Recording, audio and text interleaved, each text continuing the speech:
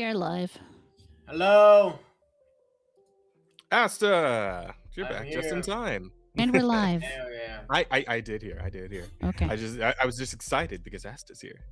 But Yes. Second anyway.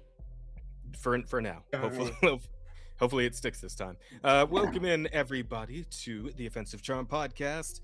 I am Alex. Most just call me Jazz though. I'm the charm around here, and this is episode 99. Hey, how about that?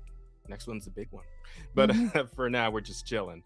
Me and Rada and Asta, unfortunately, Bear Hello. did die. But I do believe he will resurrect before the next session, so you all can look forward to that. In the meantime, get well soons in the chat for Bear.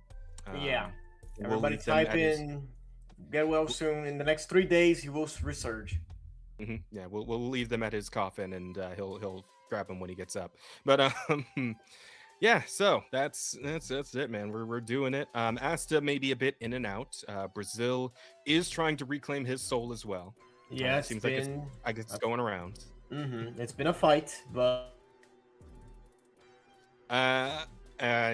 Brazil might have got him right as he let his guard down. I think Brazil got him. Yep, there it is. Yep, there he goes. Yes, so he's gonna be a bit in and out as we go on. I don't know how much he wants to keep trying, but we'll see how that goes, chat.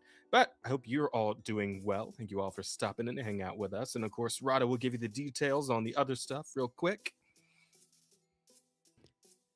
Oh yeah, right.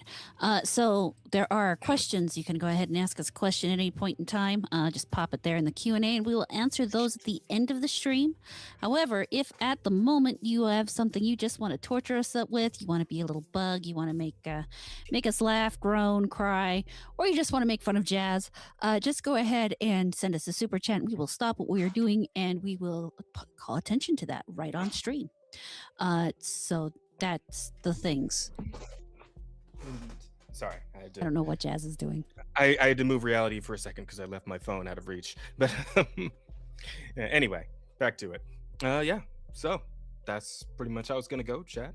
Feel free to sit back, relax, and enjoy the show. We're gonna get into what we've been up to this week, and then of course the news. There's been a lot of stuff happening, as you may very well be aware already. But hey, maybe you'll catch a story that you haven't heard yet, because we got quite a roster in the topics here.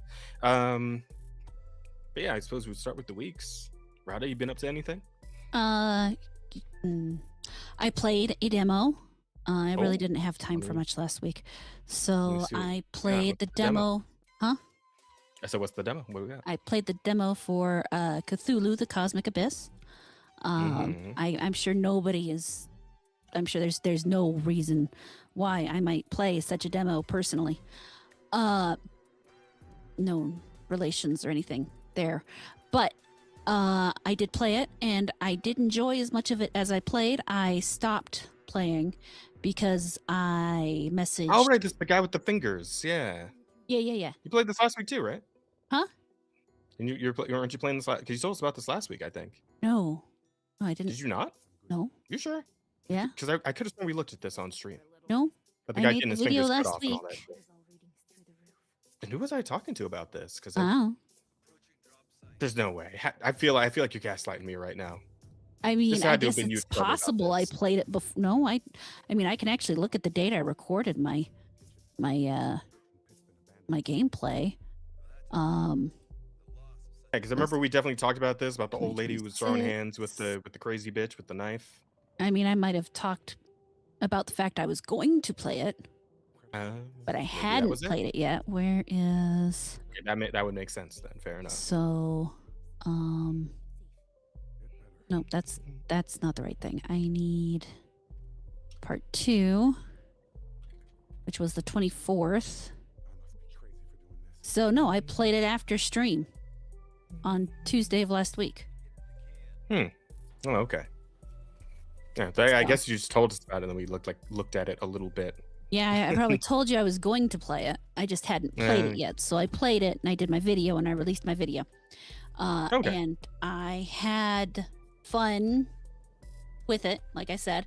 But I did Yes. ask the developers if your progress would transfer over into the game, and they said no, and thus I did not want to play much further in because I hate re-going over things, especially for this kind of game, which is kind of investigative-y, puzzly stuff. And I don't like that feeling where I get through everything really fast because I already know the answers. So as it is, I'm going to have to recover about an hour and a half or so worth of game, maybe 2 worth of gameplay, which isn't that bad depending on how long the rest of the game is. But I don't like to retread ground. And I think that was it that I played last week. That's really all I did. I played some more Neo 3, and I finally played some more Baldur's Gate 3. And yeah, that's it was actually a really slow week last week. Didn't watch anything, read anything. How's Bleach going? No, I really didn't have any time to read last week. I mean, I didn't really cook anything. Oh no, I did make a big batch of applesauce again, and I canned some strawberry and peach jelly or jam. I see. Did some cooking, did you? Yeah, usually, yeah. That's kind of what I do with a lot of my time. I have heard that your kind has affinity for, things that one might do in a kitchen. I like doing things in kitchens. I believe there are some women would agree, some would women not. would.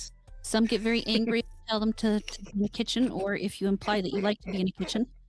I, on the other hand, don't give a fuck. I enjoy being in the kitchen. You never know Comes what naturally actually to you, might you could end up say. in somebody's food. So there's that going for me. Darn, Okay, that was the wrong button. Oh, what button? What happened? No, you're fine. Oh, okay. It's not a button that would affect anybody, affect you. It was a button I bothered myself with. And yeah, that's all I got. I really didn't do much last week, other than work. And yeah, that's it. That's all I got. I'm sorry. What did you do last week? You're good. As a matter of fact, I got into a little bit of a demo session, you could say. Touched quite a few demos. 5 to be exact. I covered in actually just the stream before we started this stream. My earlier Soul stream was a little bit of a demo fest, like a mini demo fest, looking over some stuff that popped up during the Steam Next Fest, which of course just happened, this past week. Couple weeks, pretty much.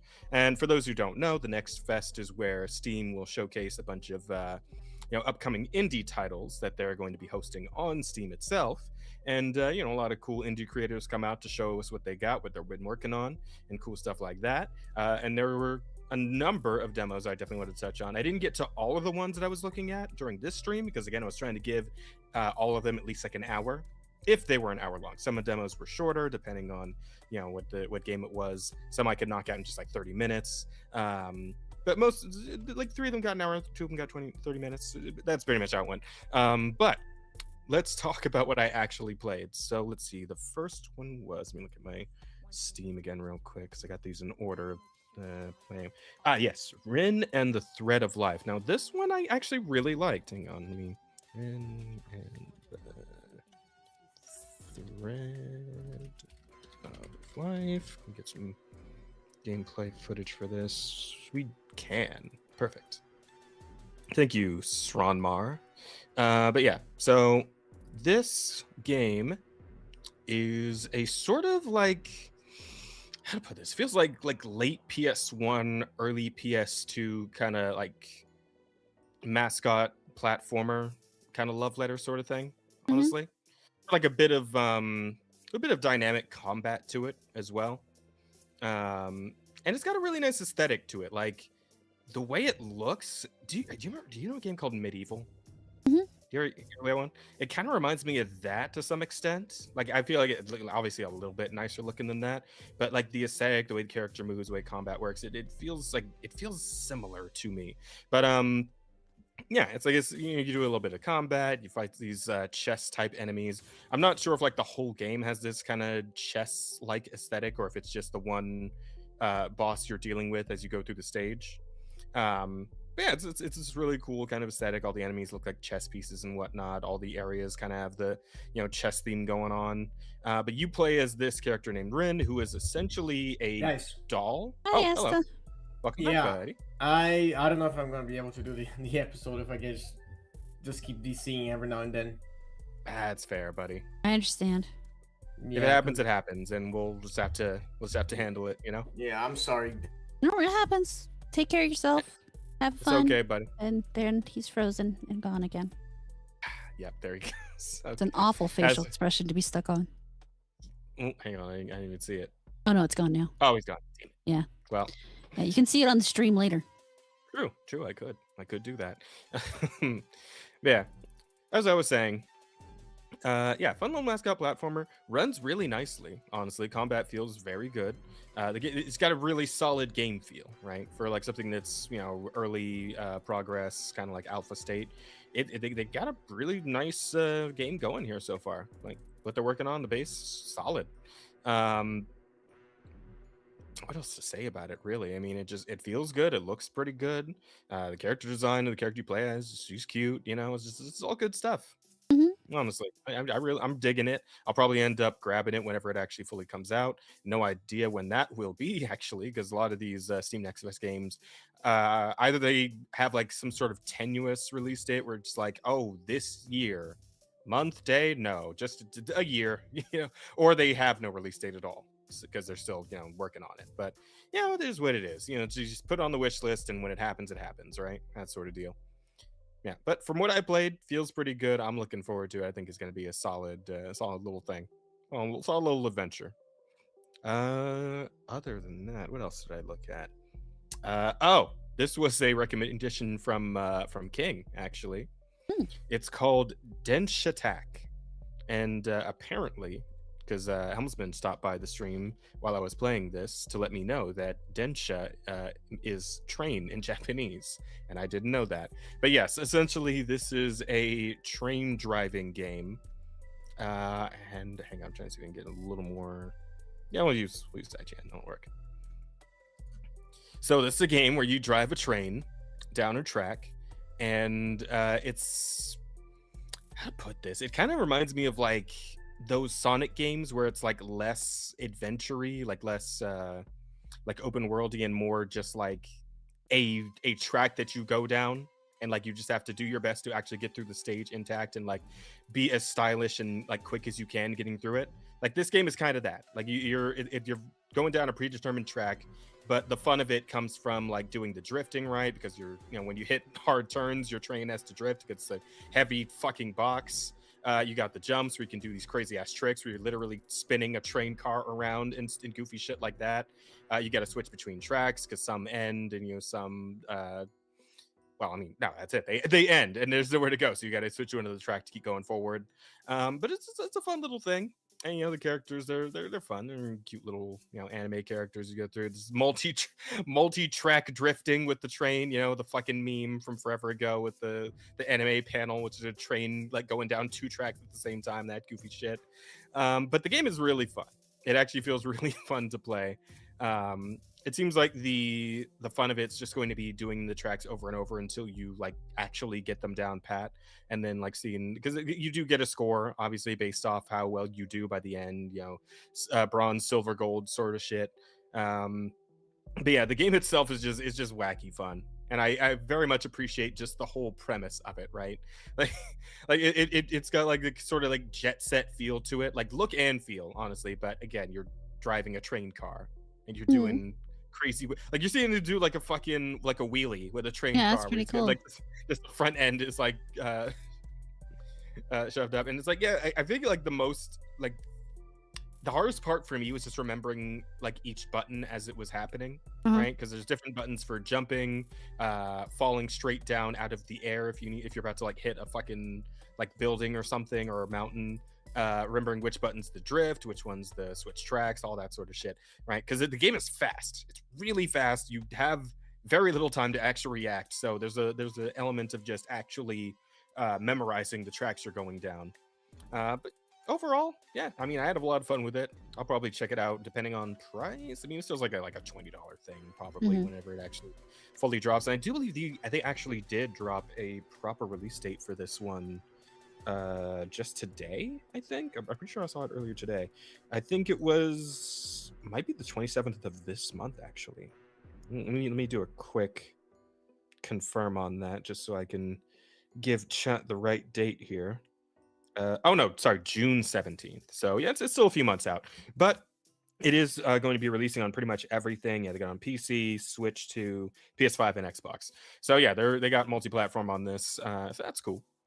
And yeah, fun stuff. I think great concept, well executed, good times. Other than that, what else did we touch on? Oh man, this one is probably the one that made me laugh the most of all of the demos I tried out. But it is clearly one that's going for a more comedic tone, and it's called "How Many Dudes?" Right now, Yeah. Rada, I want to ask you something. Have you seen on Twitter whenever like somebody drops a hypothetical of, man, how many dudes do you think it would take to beat one gorilla? Yeah, I Right? have. Right? Or the other like completely unrelated hypotheticals of like how many toddlers do you think you could defeat before they took you out? Right? Right. If it was just you, or like, do you how would I mean, who would win in a fight between one horse-sized goose and 20 goose-sized horses, or Mhm. shit like that, right? This is just all that shit rolled up into one game, and it's actually a hell of a lot of fun. It's a sort of like roguelike team building fucking thing. Like, I don't know how to describe this for just like show you, honestly. But you start a run, and as a matter of fact, the first like stage here is one dude versus 10 toddlers, right? Yeah. And then as you keep going, you get to add more dudes to your roster, and there's a bunch of random ones. There's like Vikings, vampires, a Spartan, ninjas, samurais, all kinds of shit, right? And they all have different things that they can do. Like the Vikings can go into a rage state if they take damage. The vampires can, of course, like heal on damage that they deal. Spartans, I don't know what it said the Spartans because I didn't actually grab the Spartans in my run. Didn't do a 20% chance to block attacks aimed at nearby dudes. Okay, so phalanx, yeah, they cover for the guy next to them, right? Like full on 300 style type shit. It's good, but yeah, it's just a fun little game, and it's like you kind of keep going and going and going. Obviously, the fights get harder. You can choose harder or easier fights depending on the round you're going to do, and essentially it's just kind of figuring out the best way to synergize your dudes together, right? Hmm. So you got the guys who can defend each other. The knights can like taunt enemies towards them. So if you get a knight and like cover him with Spartans, you can just like kind of you can just kind of block attacks forever, right? Um, and for example, me, I did a run where I just had a bunch of Franken dudes and samurai. And the samurai have a thing where they can just stack crit rate and crit damage over and over again, while the Frankensteins have a shit ton of health and they can just taunt enemies towards them, right? So I just have the enemies beating on the Frankensteins while they're getting their asses slashed by the fucking samurai dudes. And it's just fun shit like that, right? And there's all kinds of fun, wacky little builds you can do. But shit does get wild after a while. Like I think the first run of mine ended when I decided to take on 600 toddlers with like the 30 dudes that I had built up, and I got my shit rocked by those ankle biters. So yeah, you see like the tiny horses you got to fight. It's just all kinds of goofy shit like that. It's a fun little like kind of time wasty sort of like Vampire Survivors or like Megabonk esque, like just nonsensical like how far can you get kind of deal. But I had a lot of fun playing this. It's just like seeing all the different enemies that they whipped out. You know, like the fucking feral hogs showed up. Remember, like the feral hog meme? Like those fuckers came out. Fucking what's those things called? Honey badgers. Mm. Dude, the honey badgers are a problem. Oh my god. Oh my god, they're it was bad. It was bad. The honey badgers, man. I lost like 20 dudes in that fight. Still won, but oh god, the casualties were rough. Mm. The thing about the dudes though is that they don't die per se unless they all get wiped out. They will come back after like 3 rounds or so. So Mhm. they can be brought back. You can also bring them back using dude juice, which I can't with the fucking names. I can't. But it's all stupid memes and shit. Sorry, did you say And dude juice? dude juice, yes. Okay. Will and you give it to your dudes, and it brings back 10 of them at most. Okay. And yeah, you can also use it mid-fight to bring some dudes back, but it only brings back 5 if you use it mid-battle. So there Yeah. are like trade-offs for that sort of thing. And then there are also zombie dudes, and those will like if they go down, they will come back like 1 round later because they're zombies. They Mhm. just they get right back up. So yeah, it's all kinds of fun little synergies and shit that you can fuck around with in this game, and it's fun. And of course, it's also in an early state, so I'm assuming they're going to be adding a lot more interesting things as it goes. And I'm looking forward to see where this goes. And I'll probably grab this whenever it actually comes out. But lots of fun stuff here. Good shit. How many dudes? Highly recommend. Highly recommend. Great time. You hear that, Chad? He wants a lot of dudes. I do. I love dudes. Jazz loves the dudes. All right. How many dudes I'll for put- Jazz? I will put that in the fucking possible titles myself. Thank you very much. Jazz loves the dudes. There you go. Fucking great start. But also, wait, hang on. Your brother drew something in there. Is how you get One Piece fans using AI cadence. oh, that's gonna be fun to touch on later. But that's let me keep that lead buried for a little bit. We're not at the stories yet. Mhm. But yeah, so there was that. I think I had a couple more. Oh yes, I grabbed Armistice and tried that out, which is one I'd actually had my eye on for a good bit. I don't think that one dropped as part of the next fest. That's been floating around for a while, but I think the demo is relatively recent. But Armistice is cool. Not sure if it's a French studio or just the fact that it is set in like an apocalyptic France. Thank you, Splattercat Gaming. I'm just going to borrow your footage here for a second just to show off. But it's a cool little roguelite dungeon crawler kind of thing. And it's very similar to Returnal, if you ever got to touch that one. That was like I believe that was a release title for PS5. Mhm.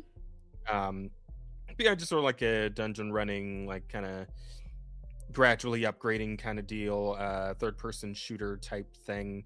Very frantic, very fast paced. You gotta like keep moving all the time, which I mean that was kind of drilled into me from playing the more recent Doom games, because that's all those games are too, is just run and gun, stick and move, never stop moving. Stop moving and you fucking die. Don't ever stop. But yeah, this game's kind of a lot of that, and it's pretty solid, honestly. Plays really nicely, looks really good. Mhm. And the upgrades are interesting. You got shit like, every time you shoot, you might shoot out like homing missiles that'll like snag enemies every time you get them.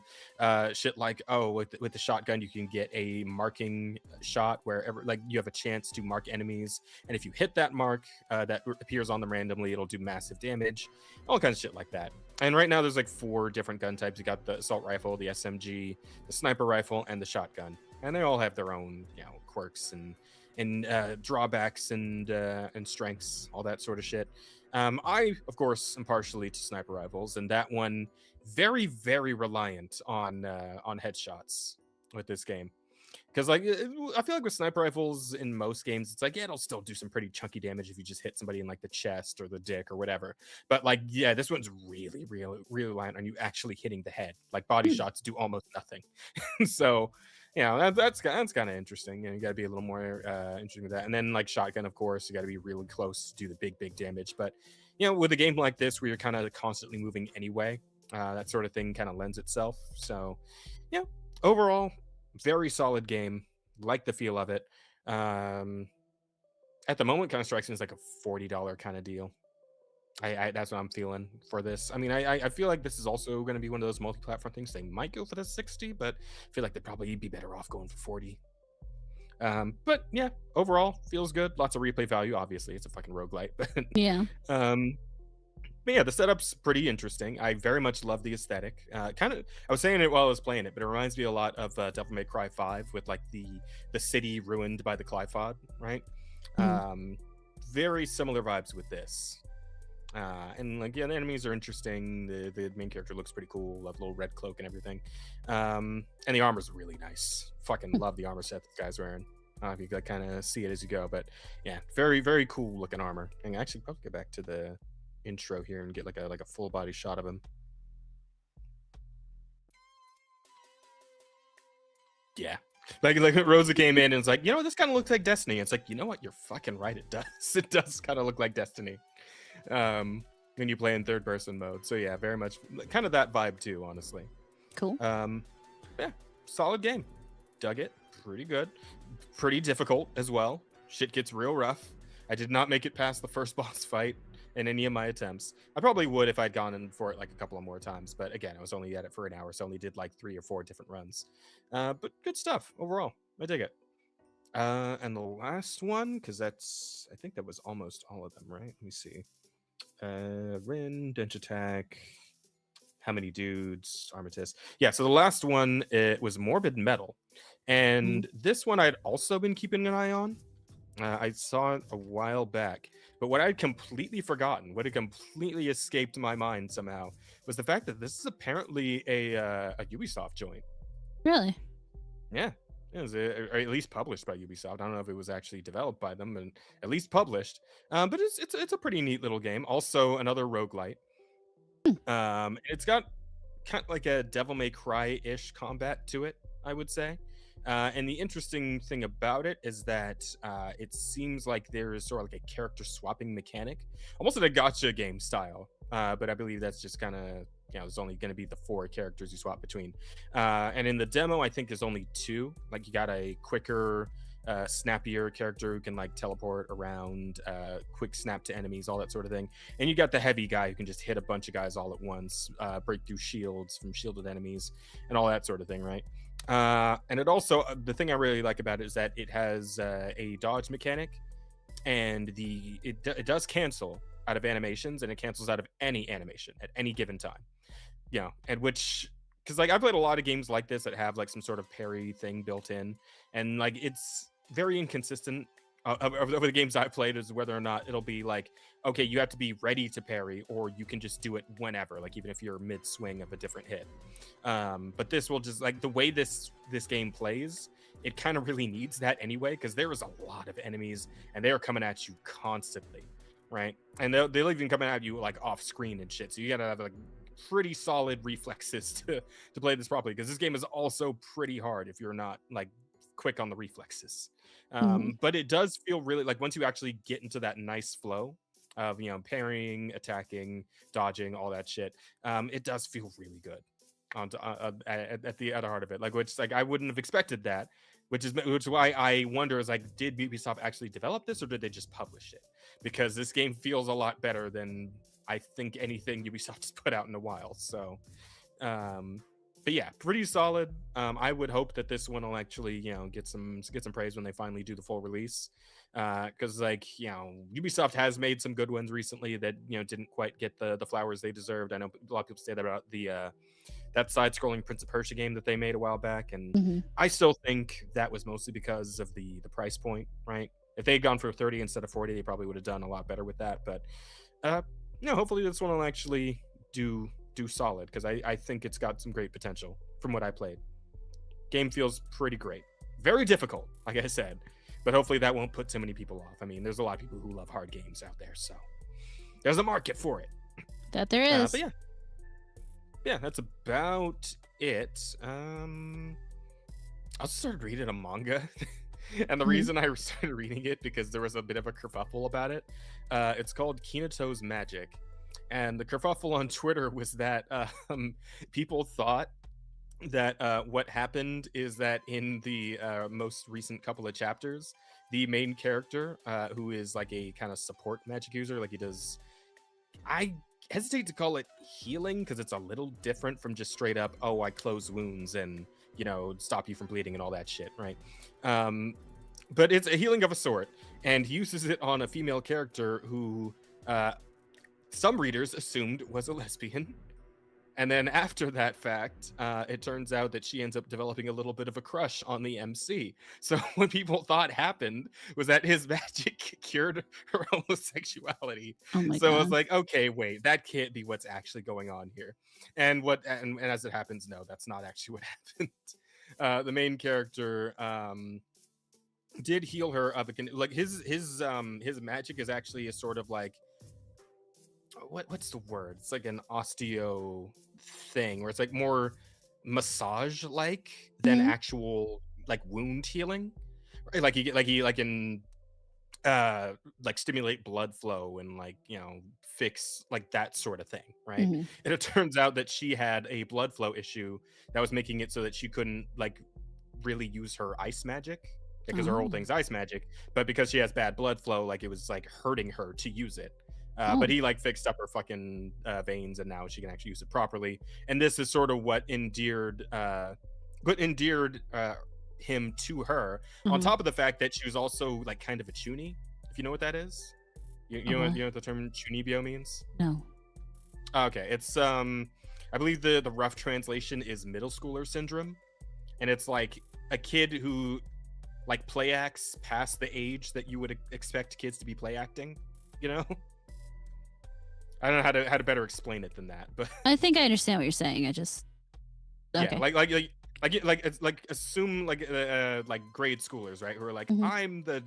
I'm the prince, and you be the princess, and you be the monster, and you know, and they act out the whole fucking thing, right? Mm. Now imagine middle schoolers doing that, right? And suddenly it's not quite as cute, right? So Yeah. yeah. So that's like what Chunibyo basically is, and her whole deal is that she's obsessed with like this book series about like a knight protecting a princess and all that shit, right?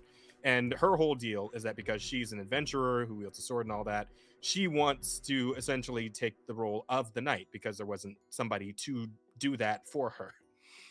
And as a result, she would start you know, treating, you know, any cute girl around as the princess in this role, right? And just her just kind of larping this whole thing, right?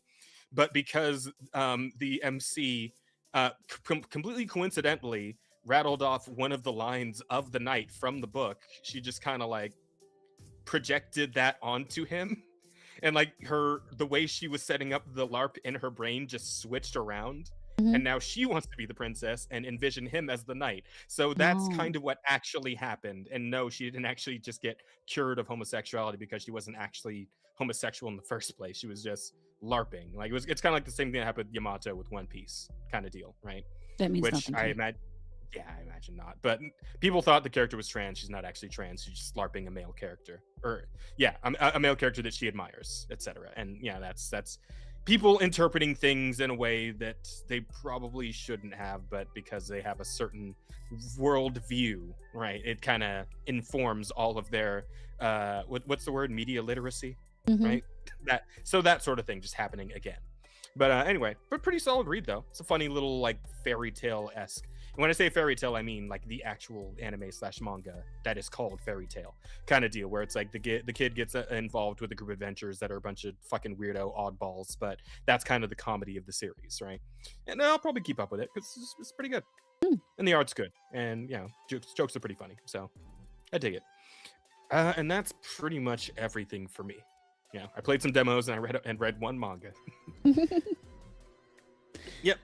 That's not bad. I think so. You know, I think I managed to cram a good bit in there right before the stream to talk about on the stream. So Yeah, good yeah. stuff. Which is good because I didn't do shit. Childish self delusion. Yeah, it's a good way to put it, Marksman.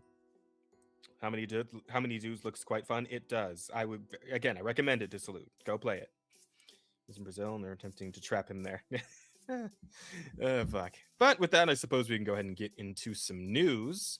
Yeah. First up, hey, did you know, Emirata, that Twitch kind of sucks?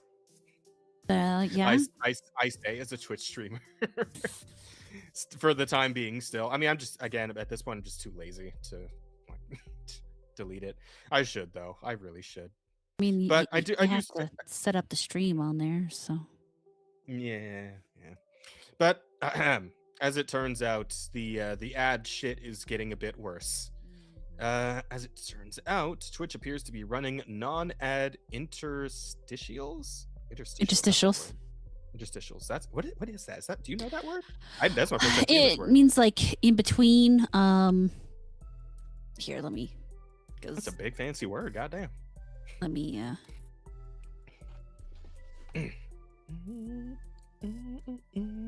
So, it's occurring within the small space or gaps between cells, tissues, or structures, or in this case, sections between gameplay. Basically, normally where they would put the ad, this is what they're popping up on the screen.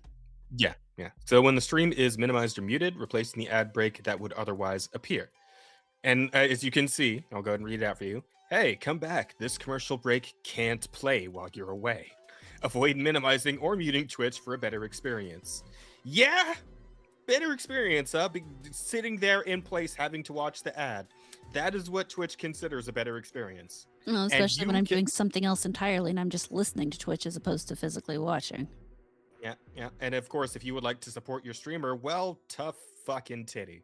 Because ads will chase all your fucking viewers away. And now they can't even get away from it by muting it now.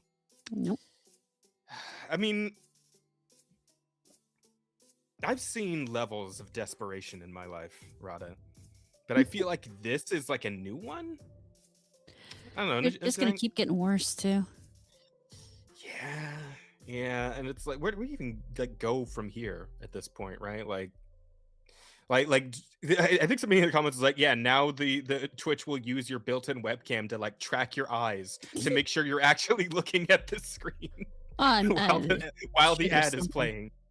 Right? I'm sure in like the phone app, I'm sure it can probably do that because there are actually a lot of phones that have that ability built in to tell when you are looking at the phone, so it knows whether to put itself to sleep or not.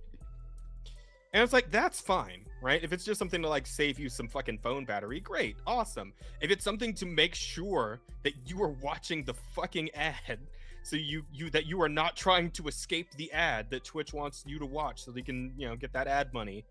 Well, like, damn, man, fuck. Like, can I not just listen, Twitch. I know those of you who run it. I know you guys are ignoring the ads. I know that when you put this shit on, that you're not gonna have it on your guys' accounts. I know there's gonna be like something you're gonna put on your guys' accounts to not have to deal with this shit. I know this is only for us, the common rabble, all right? But we don't want to deal with this shit either. And it's like, it's so hard to try to retain viewers on Twitch already because of the fact that the ad breaks happen, right? And Whether there's no way around it or not. And now, like, that you're adding another layer of fuck the viewer on top of it. It's like, yeah, no, nobody's gonna want to watch shit on Twitch anymore. Nobody's gonna want to stick around through like fucking 3 minutes of ads that they can't mute or like a tab off of. What the fuck is this?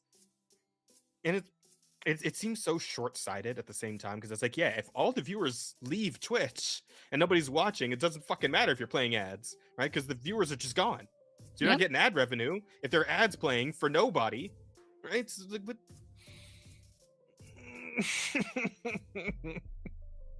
Chat, am I insane? Is it me? Yes. Am I the one taking the crazy pills here? Am I having a fucking Mugatu moment, chat? Is that what's happening? I don't know what that means. It's the villain from Zoolander. You saw Zoolander, right? Oh yeah, I just don't remember it. It's been a while. Yeah, a long time. Yeah, Will Ferrell's character. Yeah, no, it's been a long time on that one. So. Okay, well, I apologize for my deep cuts here. No one specified for who the experience will be better. Yeah, shit. I guess you're right. I guess the fact that they didn't specify gives them plausible deniability to some extent, doesn't it? Well, we know who it's not better for. Yeah, indeed we do. God damn it. Whatever is going to replace Twitch really needs to get a move on, because at this point, like, you wouldn't even have to do much of anything to beat Twitch. No, that's just not true, unfortunately, because the issue is in order to beat, whether it's Twitch or YouTube, people have to make the choice to use a product that may not necessarily be perfect right off the bat. People, I feel like, forget how long it took YouTube to become what it is today.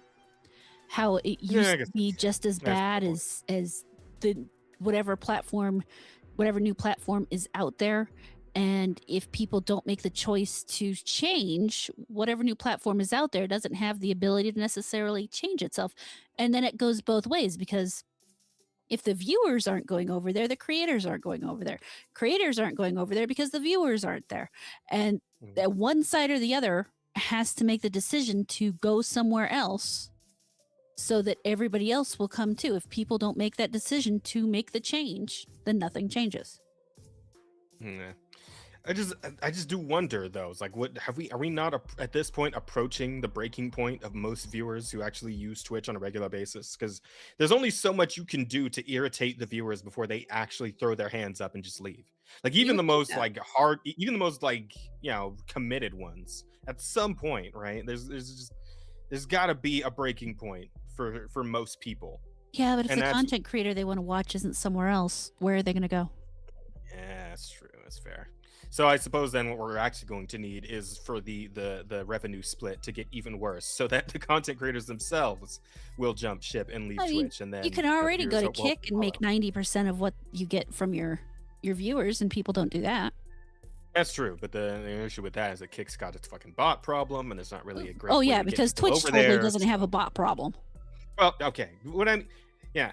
Well, it's like all I get, because it's a combination of things, right? It's the bot problem, and also the fact that it's really hard to get people to want to go over to fucking Kick, right? And these things usually mean that the only things I do get on Kick are fucking bots. So, I don't have as a bottom of the barrel streamer that I am, very very very low popularity streamer that I happen to be. It's a bit hard to actually, try and get things rolling over on Kick, because if I could, because I did have a Kick account, right? And it is in my restream, I could just like toggle it, right? But it's just that I'm not really getting anything out of being on Kick right now. Yeah. Because again, like the problem for any streaming platform just seems to be the ability to actually get viewership going. It's the hardest thing in the world, because like how do you naturally get people to want to just like check out all these streams that everybody's doing? Because everybody's a fucking streamer now, so there's like 100,000 different streams to choose from, and there's no way to really stand out anymore, right? No, there really isn't. But again, it's back to how do you do that? And until someone figures out how to provide, I mean, technically they are providing plenty of things that the other ones aren't, but people don't care about those things nearly as much as they care about the convenience of, I mean, for example, Rumble. Rumble is a free speech platform. You can say just about whatever is legally capable of being said on Rumble. Notice I said legally. Does that still not include the N-word, or? I believe you can say it over there, yes. Oh, cool. Like hard R and everything? Yeah, hard R and everything. But basically, as long as you are not breaking an actual law, you can say it. Yeah, like threatening somebody's life or inciting violence or any of that. Yes. Okay, fair enough. Yes. However, Rumble has a few problems. The first main problem, however, was the fact that many streamers didn't want to use it because it was too difficult to use. So I don't really think it was all that difficult to use personally. I mean, no more difficult than anything else you set up by hand, but at the same time I have to remember that I'm a little more technologically advanced than some people. So, but yeah, it was too hard to use. Now you can, just put it in Restream and you can use it there. So that's made it a lot easier. However, they still do have a discoverability issue because they don't really have the same refined kind of algorithm you have on YouTube. But on the other hand, people don't really want the same kind of refined algorithm you have on YouTube because it makes it too hard for them to figure out exactly what they need to be putting out and all that fun stuff.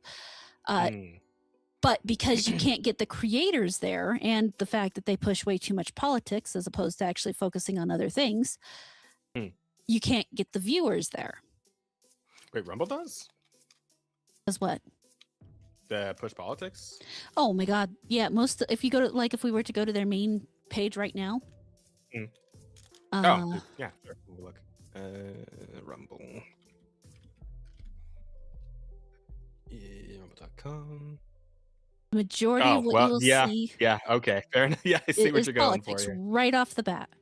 Yeah, And yeah, like every fucking stream yeah, and then you've is got a their political shorts, thing. which I don't think anybody's particularly thrilled about. Hmm. They do have a Yeah, look at gaming YouTube Shorts. section, but until people are doing what they do, something I think will surprise a lot of people is that the biggest search engine isn't Google, it's YouTube. Mm. Because people will enter whatever search into YouTube to find, how do I fix this videos, or how do I do this videos, or I want to watch some cat videos.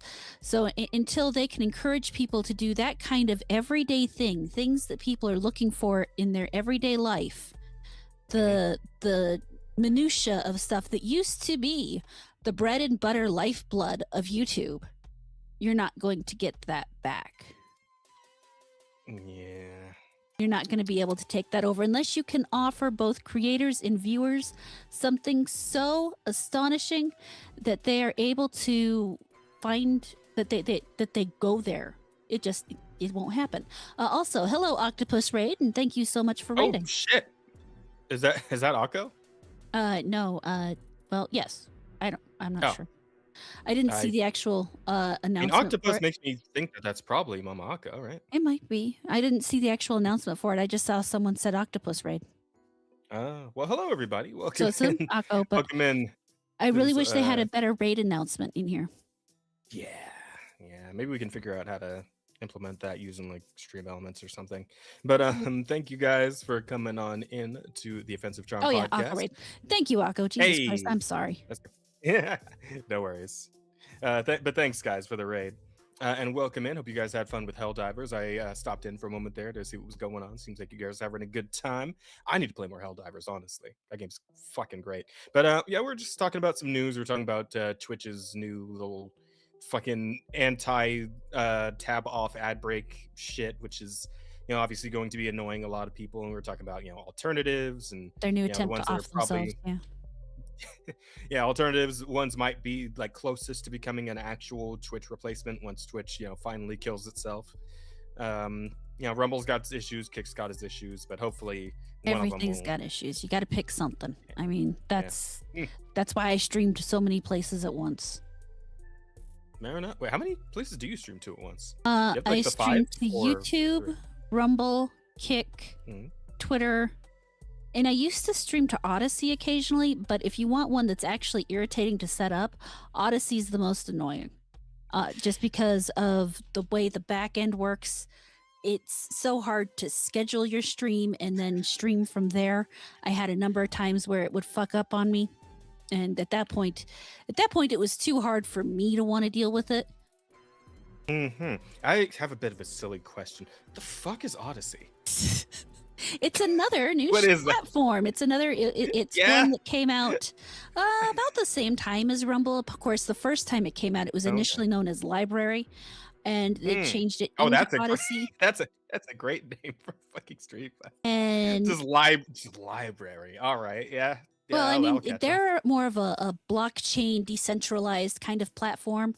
So, I mean, one of their big things was you could earn their specific crypto coin by streaming yourself, but then they got in trouble with the FTC and the FTC, and a whole bunch of other issues came through. But then they separated off from that, so now they are just the Odyssey platform, where once again it is, of course, a place where you can basically say wherever you want, whatever you want, to whoever you want, all that fun stuff. I mean, I don't mind it as a platform. A lot of this way it's set up is kind of irksome. Okay. And they do need to improve their back end experience. Okay. All right. Well, I might have to go swing by and have a look at it at least, because I definitely recommend looking at it. I'm a bit curious. Yeah. It's decentralized, as I said, so it's not the same type of. It's not even. I mean, I think Rumble's still private. No, Rumble went public, I think. I don't remember for sure, but it might still be privately owned. But either way, it's different. I gotcha. Also, hi Temp, good to see you, buddy. Hey Tim, if you want to come hang, and you that's the can. big problem is its search is non-existent. Its search function. They said they're working on it, but it really sucks. But then again, so does the search function on Rumble. So yeah, it is what it is. Yeah, hey Temp, if you want to be a temp again, we're down 2 people yeah, it's just us. due to I don't talk enough. technical issues and sickness hit us at the same time, so we lost 2 of our hosts. If you want to come hang, let us know. But yeah, I mean, I suppose that's all to be said about that for now. I mean, Yeah. we'll have to wait and see just how much worse it can get. But I mean, it should be interesting. If nothing else, should make for a good story. But you can farm some content off of it. But that's for later. What else is going on right now? Yes, we have a little bit of an update on Manga Dex. Seems like it's getting worse. The Manga Dex going corpo, deleting lots of manga, but it's by permaban, by the way. Don't let delete your own account for now. Oh yeah, apparently, the delete button for the fucking for Manga Dex, like for your account, got temporarily unavailable, as you can see here. Damn. Yeah, I don't know if that's already been fixed by now, because this was the 24th, so that was like a few days ago. But yeah, they're also installing a monthly supporter cost thing. So yeah, we're probably looking at Crunchyroll too here, pretty much. or at least Crunchyroll manga. Crunchyroll already does like manga, doesn't it? I know they like most. I know they're mostly known for the anime, but I think they also have like manga that you can read. I don't play with Crunchyroll at all, so. Yeah, me neither. I just I have my other avenues, but yeah, charge subscription for the privilege of a worse site. Lol, Lamau. Yeah, and I believe it's actually, I don't know if it's on this tweet, but I believe there's actually tiers to this. So there's like it's like a $10 one, a $20 one, maybe like a $30 one as well that comes with more stuff. I don't know. Let's have a look. Actually, can I find Manga Dex here and let's have a quick look at what they're offering. Manga Dex. Well, Marksman says that Crunchyroll has a shitty manga library. He tried using it, and he's also asking if we've heard about the AI song K Crusader and if we want to listen to it. I'm sorry, the what? AI K song Crusader? K Crusaders. I remember he showed us that other K song the other week with the Smurfs. I don't know if that's the same song. I don't think so. But I mean, hey, tell you what, you donate any amount and we'll at least take a look, because that's how we like. If it's a whole AI song you want us to listen to, that's kind of, it's a bit flow breaking, so we at least got to get like something for it, I don't want to be like a miser here or anything, but come on, you get it. But as far as Manga Dex goes here, let me. Okay, so let's see. What are we looking at for? How do I see like memberships? Oh, I guess I probably have to like register, wouldn't I? That would make sense. Right now I'm gonna guess.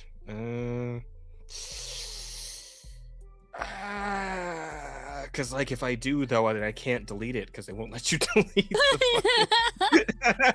I wouldn't do it then. It sounds like a trap.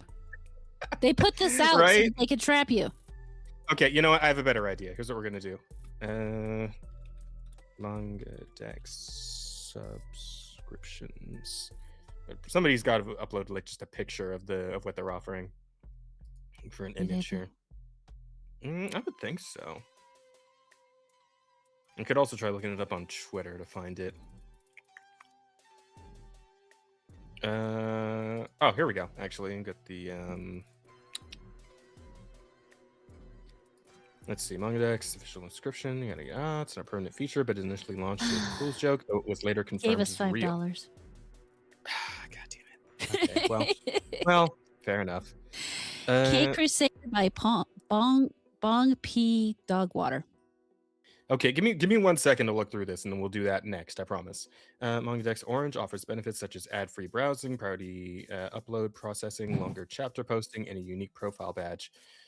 Basic tier starts at $9.99 a month, with a pro tier required to fully remove Oh, so the fucking $10 a month doesn't even get rid of all the ads. You need the better version to get rid of all the ads. Holy Okay, shit. all right.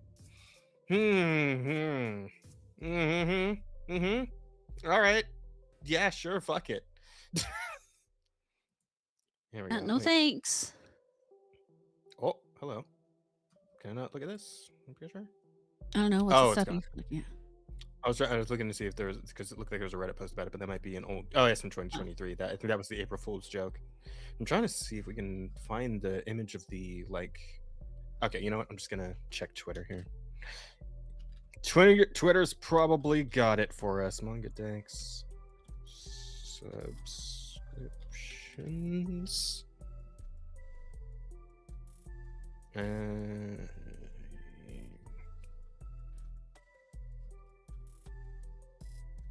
No, nothing. Wow.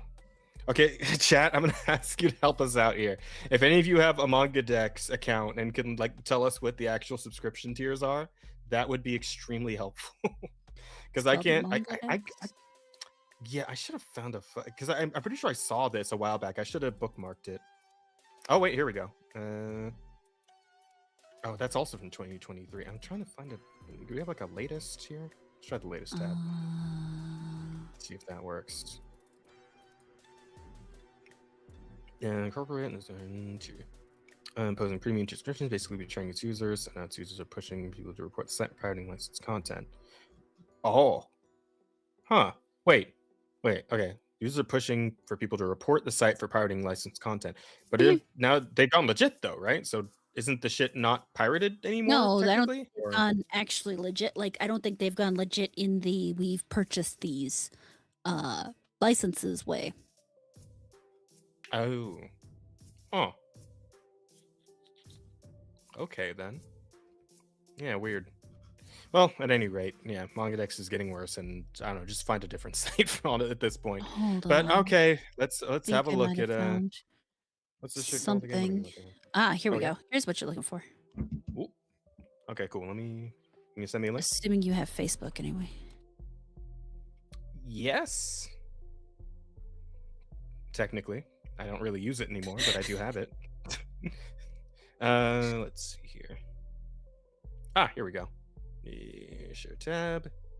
Yada. Okay, so we got Deck Supporter $4.99, and then motherfucker, Jesus Christ. Okay, well maybe that's not gonna work then. Hold on, I'll share mine because I'm Okay. already. Okay. Cool. Let me see. Give me a second to figure out the best way so you guys don't see stuff I possibly don't want you to see. There we go. There we go.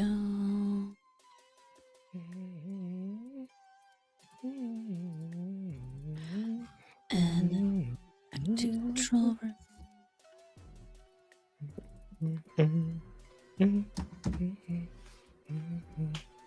Where is that?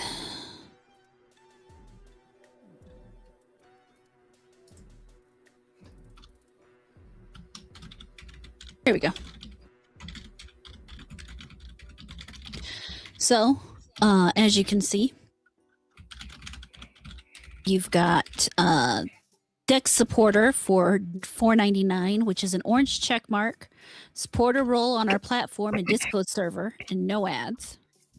Dex Supporter Plus, all the benefits of supporter, early features and experimental access, premium support, an extra emoji to use on our social features. And then there's Pro, which is all the benefits of Supporter Plus, higher API rate limits, and access to exclusive DexChan art channel on Discord. Amazing. Great. And that Lovely. looks like it. Yeah, all right. Well, that's not a fan of that, to be honest. Lame. Yep. Pretty fucking lame. Oh, we're gonna switch back to yours. There we go. Okay. Yeah. So that's what's going on with MegaDex, guys. Let's again, I'll say it one more time for posterity's sake. Maybe look for a different maybe look for a different site at this point. Would recommend, yes. Yeah. For love of God, I play Although- pay a site $5 a month and I can read anything I want. Yeah. What else is going on?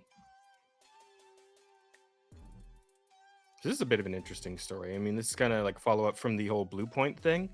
Mhm. But apparently there was a Bloodborne remake pitched by Blue Point and accepted by Sony, but FromSoft turned it down. So, so Bloodborne remake almost did happen, and two parties were in for it, but the third, the most important one could say, was not down for it. They said Bloodborne no. was just. They said no. Bloodborne was just one number of projects Blue Point had rejected before it was shuttered earlier this month. Yeah, I mean that does kind of suck. Though apparently Cabrutus here thinks that was the right move to make, and I mean I do get it. Again, we went over apparently that the the Demon Souls remake wasn't as popular as I thought it was. There was a lot of people who had issues with it. Mm-hmm. Hang on a second.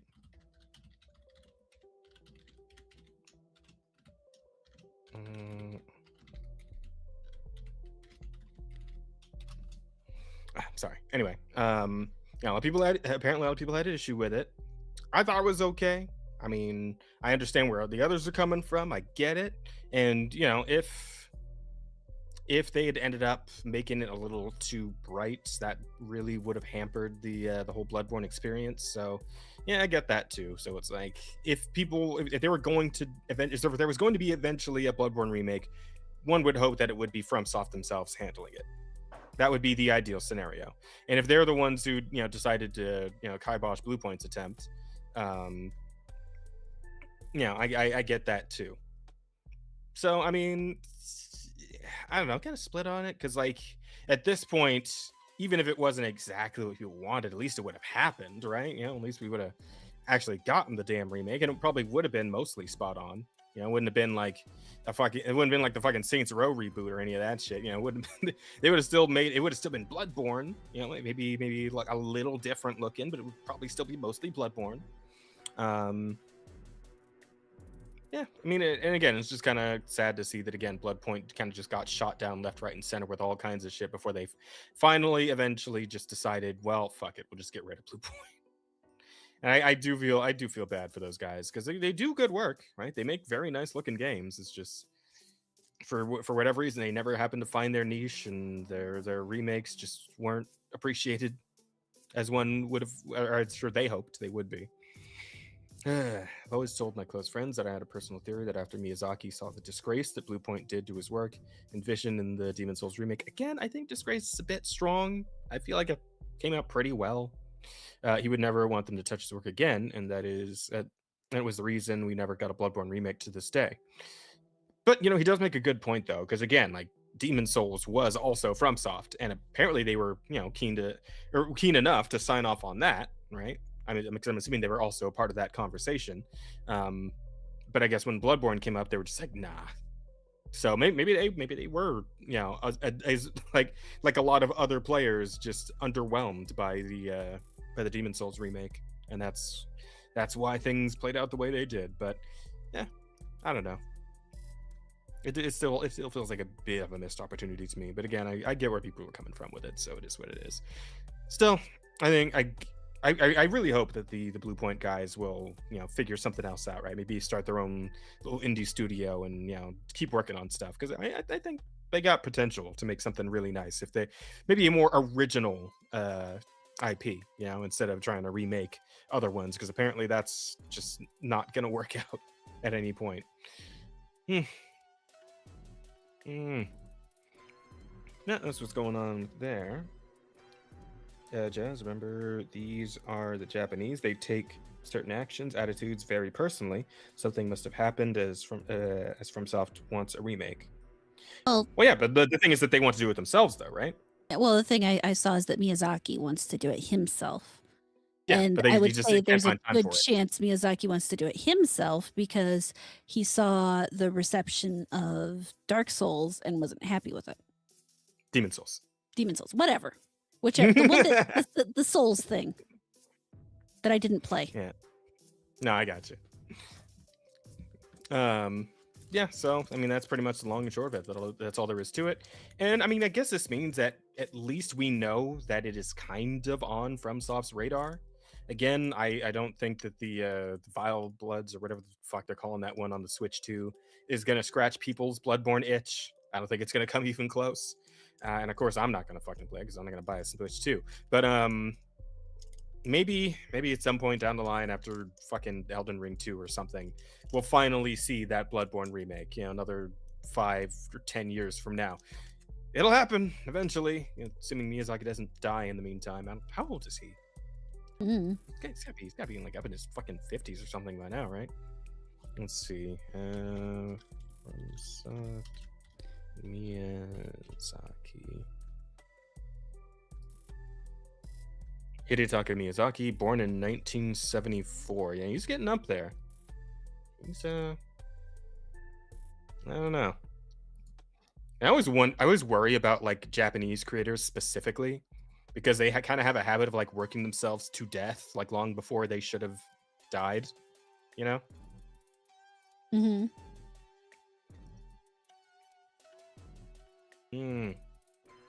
It happened to the Berserk creator, happened of course to fucking, oh my god, what's his name? Jesus Christ. How am I forgetting this? I should know this.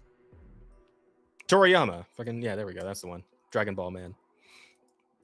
I feel like there's probably a few other notable examples there that I could bring up. They're just not coming to mind at the moment. But it seems to happen a lot, where like Japanese creators will just work themselves straight into the ground because that's just the culture in Japan of any kind of work, really. I still worry about fucking Sakurai, right? The Smash Bros guy over at Nintendo, because like I remember the story a while back about how like he was essentially like he hooked himself up to a fucking IV drip and like was still working on Smash Bros while he was doing that. Like he hooked himself up to it so he could keep going even though he was already just completely exhausted. And I'm like, dude, you gotta chill. You gotta relax a bit, or else you're gonna put yourself in the coffin too. Like, and nobody wants that because Nintendo needs more Smash games. They always will. But anyway, that's all I gotta say about that. Can't be said about many others. At least they care about their IPs. Yeah, true. That is true, and fair point, and good for them. And that's why I hope they live as long as possible, right? Because once they go, who knows who's gonna get their hands on those IPs, right? But let's see. Moving on to the next thing. What do we got else? Oh yeah, this was just kind of like a little funny one. So apparently at WeebCon, there was part of the dress code that listed that bunny-related cosplays could not be worn. No bunny Easter themed references allowed in costumes at the Gaylord Texan Resort and Convention Center. This includes, but not limited to, high cut or leotard style bunny suits, bunny ears, confetti and plastic Easter eggs, religious iconography related to Easter celebrations. Now, people initially thought this was like a weird woke thing, right? Yeah. Because again, Christian holiday and all that. But as it turns out, the real reason for this, and it's actually in the community note right there, if you can see it, it was in place because there was an actual Easter event also happening at the same convention center at the same time on like the other half of the center, right? So they didn't want people to get like mixed up with like weebs dressed up as like bunny girls or Pipkin Pippa or whatever the fuck, right? Mm-hmm. And that was the actual reason that they imposed this, and apparently it was the actual venue that made them impose these rules. So I just thought that was pretty funny because again, everyone thought that like Pippa cosplayers and shit were gonna get the short end of the stick on this one, but as it turns out, it was just some kind of weird like bad timing, I suppose. Well, Yeah, they're it's running pretty their funny. own Easter event for kids on one end of the the resort, and then the WeebCon is supposed to be on the other side. What they don't want is that when you're outside of WeebCon, for you to be wearing like the bunny ears and stuff, so that people don't mistake you for someone participating in their Oh, and then Easter maybe like go in celebration.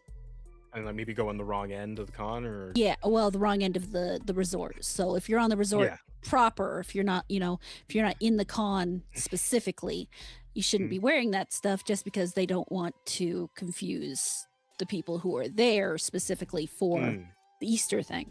Now, they didn't express that very well at all.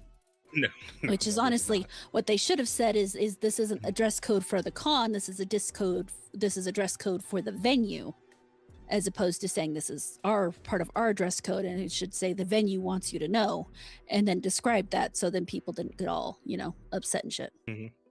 Yeah. Oh wait, shit! I forgot. We forgot to look at Marksman's thing that you want us to listen to. All right, yes.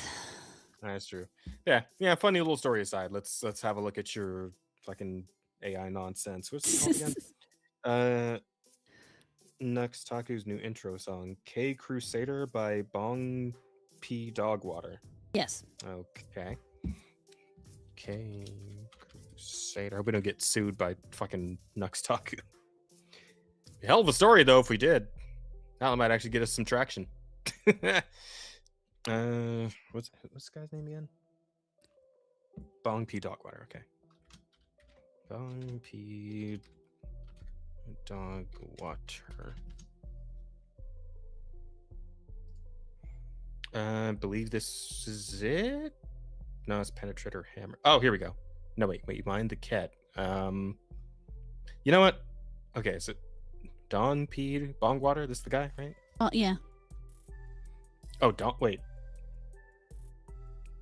Because he wrote Bong P Dogwater. This is Don P Bongwater. Oh no, that's a I have to assume that's a different guy. It should be something Is about K Okay. Crusader. Marksman, And do it you have might- like a the link XD to might this come with video? it. Because I can't seem to find it. Or is, like, does Nux have it on his channel as like a separate thing? Maybe like.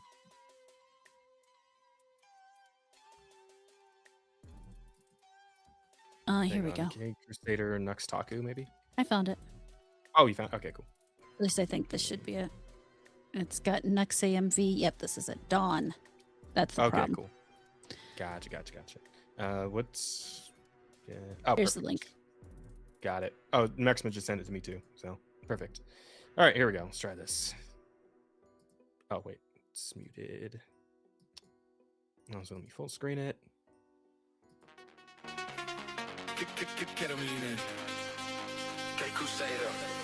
Is this supposed to be Nux? The fuck? Why has he got like the chiseled jaw all of a sudden? Like, I feel like there's a reference to someone else entirely, but I'm not sure who it's supposed to be.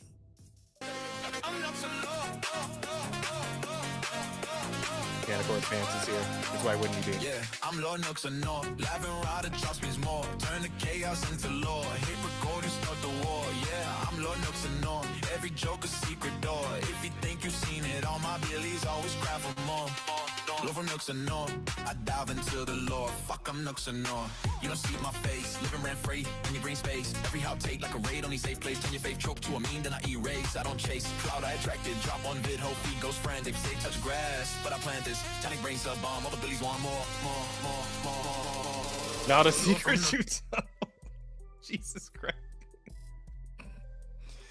Okay. All right. Yeah, I'm Lord Nux and all. Laughing while the shots scream more. Turn the chaos into law. Hit recorders on the war. Yeah, I'm Lord Is that Nux Aspen? and all. Yeah, Every that's joke a Aspen. secret door. If you think you've seen it all. My belly's always cry for more. No, from Nux and all. Check.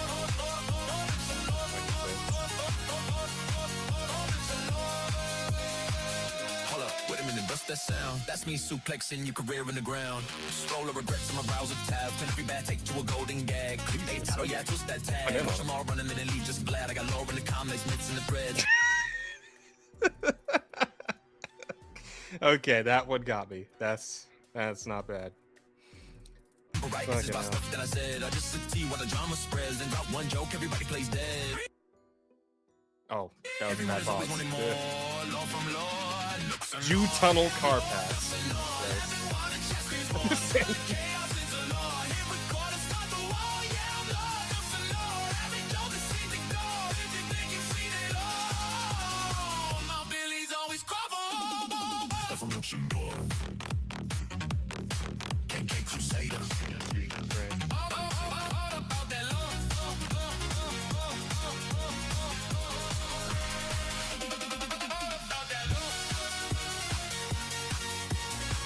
I will say, like the more realistic parts, like it's almost hard to tell that it is AI. Like the shit's getting kind of scary, to be honest. Yeah, it really is.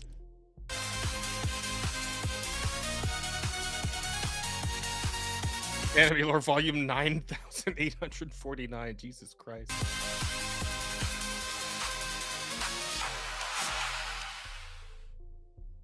Funny thing is, with the sheer amount of anime that exists, there would probably be a lot more volumes than that.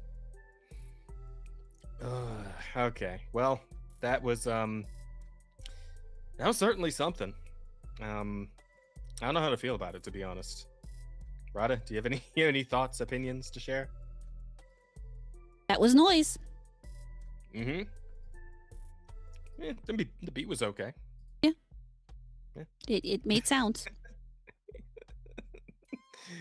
I don't know what all to say about that, Marksman, but it is what it is, I guess. Okay, so next story. This shit's It wasn't as bad wacky. as the other stuff you shown us, to be fair. Yeah. So Rada, you know how like the gacha communities are like constantly fighting with each other on Twitter about stupid bullshit? Uh-huh.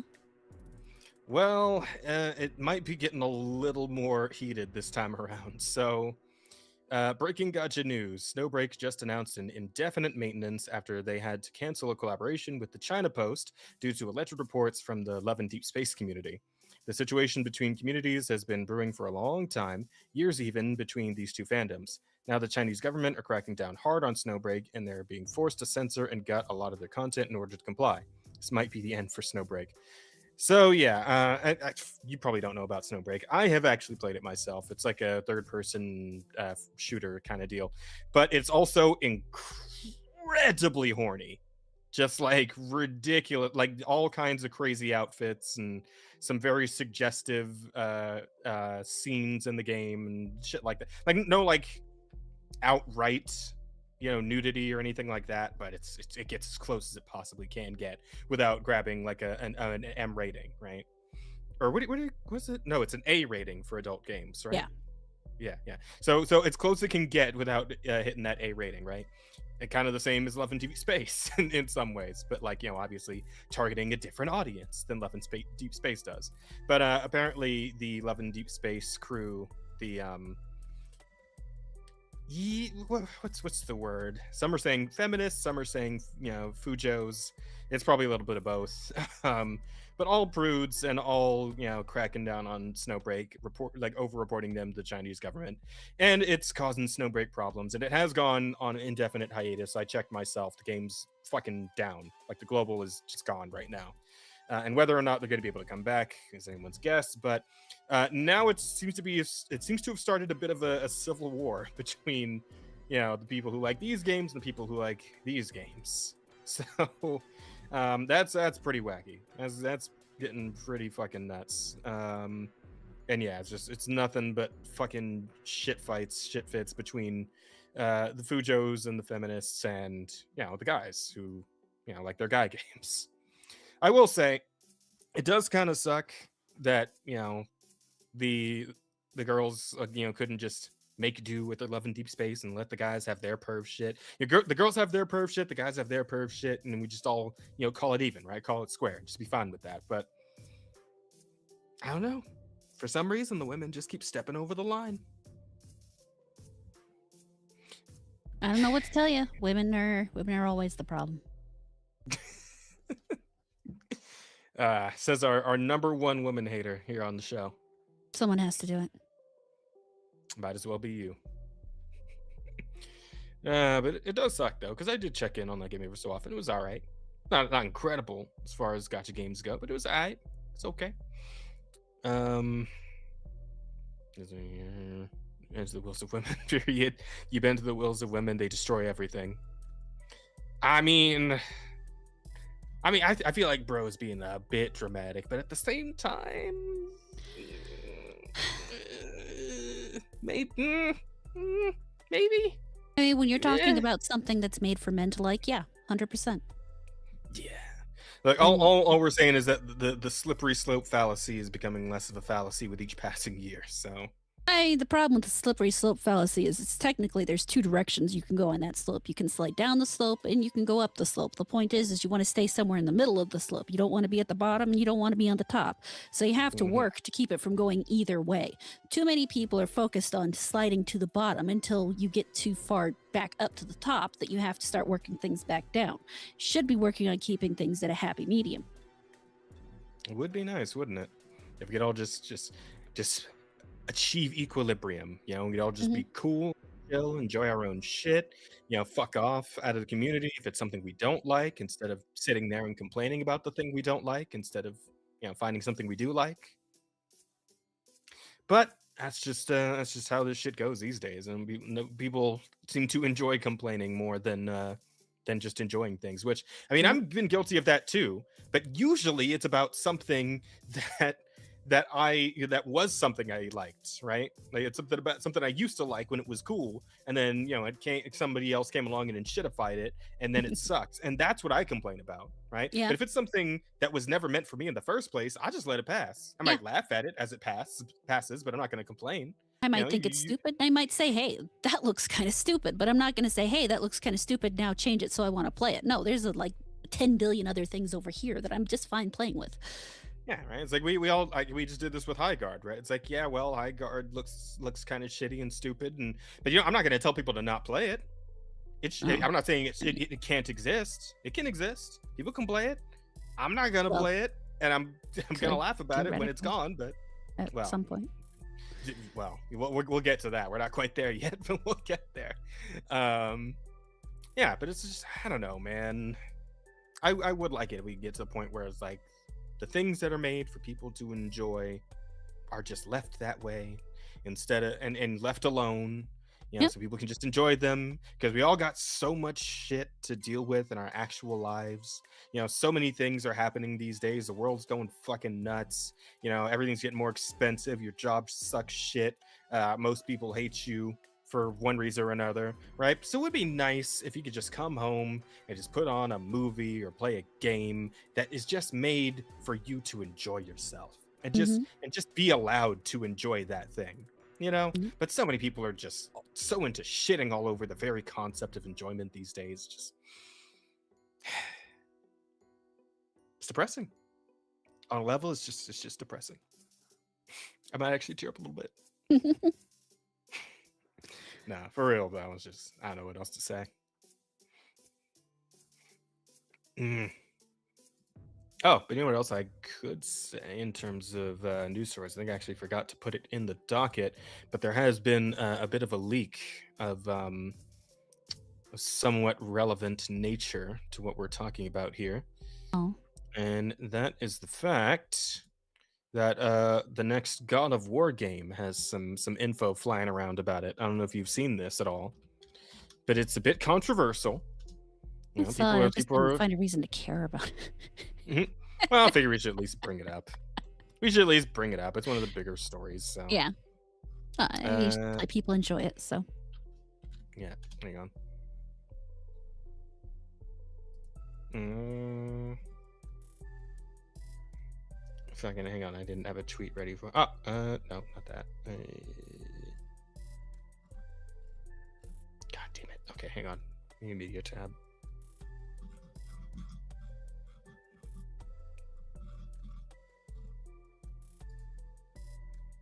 Here we go. Got it. Share this tab instead. Yeah, so apparently Santa Monica Studio is reportedly working on a new God of War spin-off that centers on Faye. For those who don't know, Faye is Atreus' mother, Atreus being Kratos' son, and Kratos' late wife. She's the one who is dead by the time you start the first new series of God of War games. God, I want to say like it's God of War, but they're like there's God of War and then there's God of War, right? Like they're both fucking called God. God, Oh, I I wish they never, just I put a never subtitle played them. on that. So. Well, yeah. Well, the problem is that, like, there was the God of War games, right? The Mhm. first three, the original ones, Right. and that first game is just called God of War. Right. And then they made the new ones that are in like the Norse mythology, and the first game in that series is also just called God of War. So it's confusing. Like, at least with the second game, it's called Ragnarok, so you can throw that in there and people know what the fuck you're talking about. But if you just say God of War, they don't know if you mean the old one or the new one. I guess First, let's say God of War New. Let's try that. what's that work? what's the third one called? God of War 3. Like, the first three are just called God of War 2, God of War 3. Oh, And then, okay. yeah, and then the new series in the Norse mythology is God of War and God of War Ragnarok. So, yeah, the confusion happens with the first game in both of those like lines of games, right? That's the problem.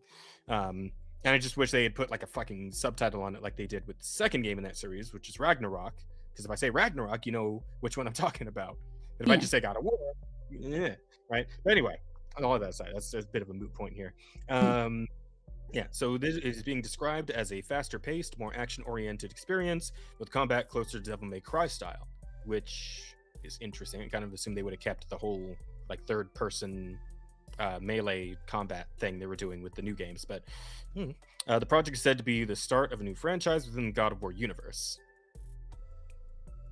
Okay. And a lot of people are going kind of sideways about it because, again, it's one of those knee-jerk reaction things where it's like, oh, every fucking like character is being replaced by a female protagonist, right? And it's like, how to put this? I don't think this is a problem in that regard, because clearly this is going to be like a sort of prequel game to the time when she was still alive, and it's going to be, like I said, a spin-off side project, right? So it's not going to be like the continuation of the main story. It's just like a thing that people can enjoy in the in-between while they're working on the next thing, right? Or the God of War remakes that we were talking about, whatever the fuck they're doing. This is going to be like just a side project from maybe like a B team or something. At the same time, though, like, I don't really care about this character. I mean, like, the whole point of her was to be, well, essentially a fucking bag of ashes that you carry up the mountain in the first game of the new series. Fucking Christ. Like, she doesn't really have much story significance outside of the fact that, she existed. She's Atreus' mother. She's the reason he's half giant, because she was a giant. And that's kind of it. That's all you really need to know. I mean, I guess there are some people more interested in like the story of how Kratos met her and like how that whole thing happened after like God of War 3. And to a point, I can understand that interest as well. But it's just like, I don't know. I'd rather just see what the next thing for Kratos is. And it's always been Kratos, right? Like every single game in the God of War series, it's been Kratos, and then now we want to do a Faye game, and it's like, I'd rather just see what else is going on. Like, is he gonna go fuck up the Egyptians now? Because that sounds kind of fun. I mean, I want to see what's going on there. But as far as like being like ultra woke or any of that shit, I don't think that's necessarily the issue here. Again, more of like a knee-jerk reaction to all the other stuff that's been happening with female protagonists and all that, right? But at the same time, I just don't really care about this in general.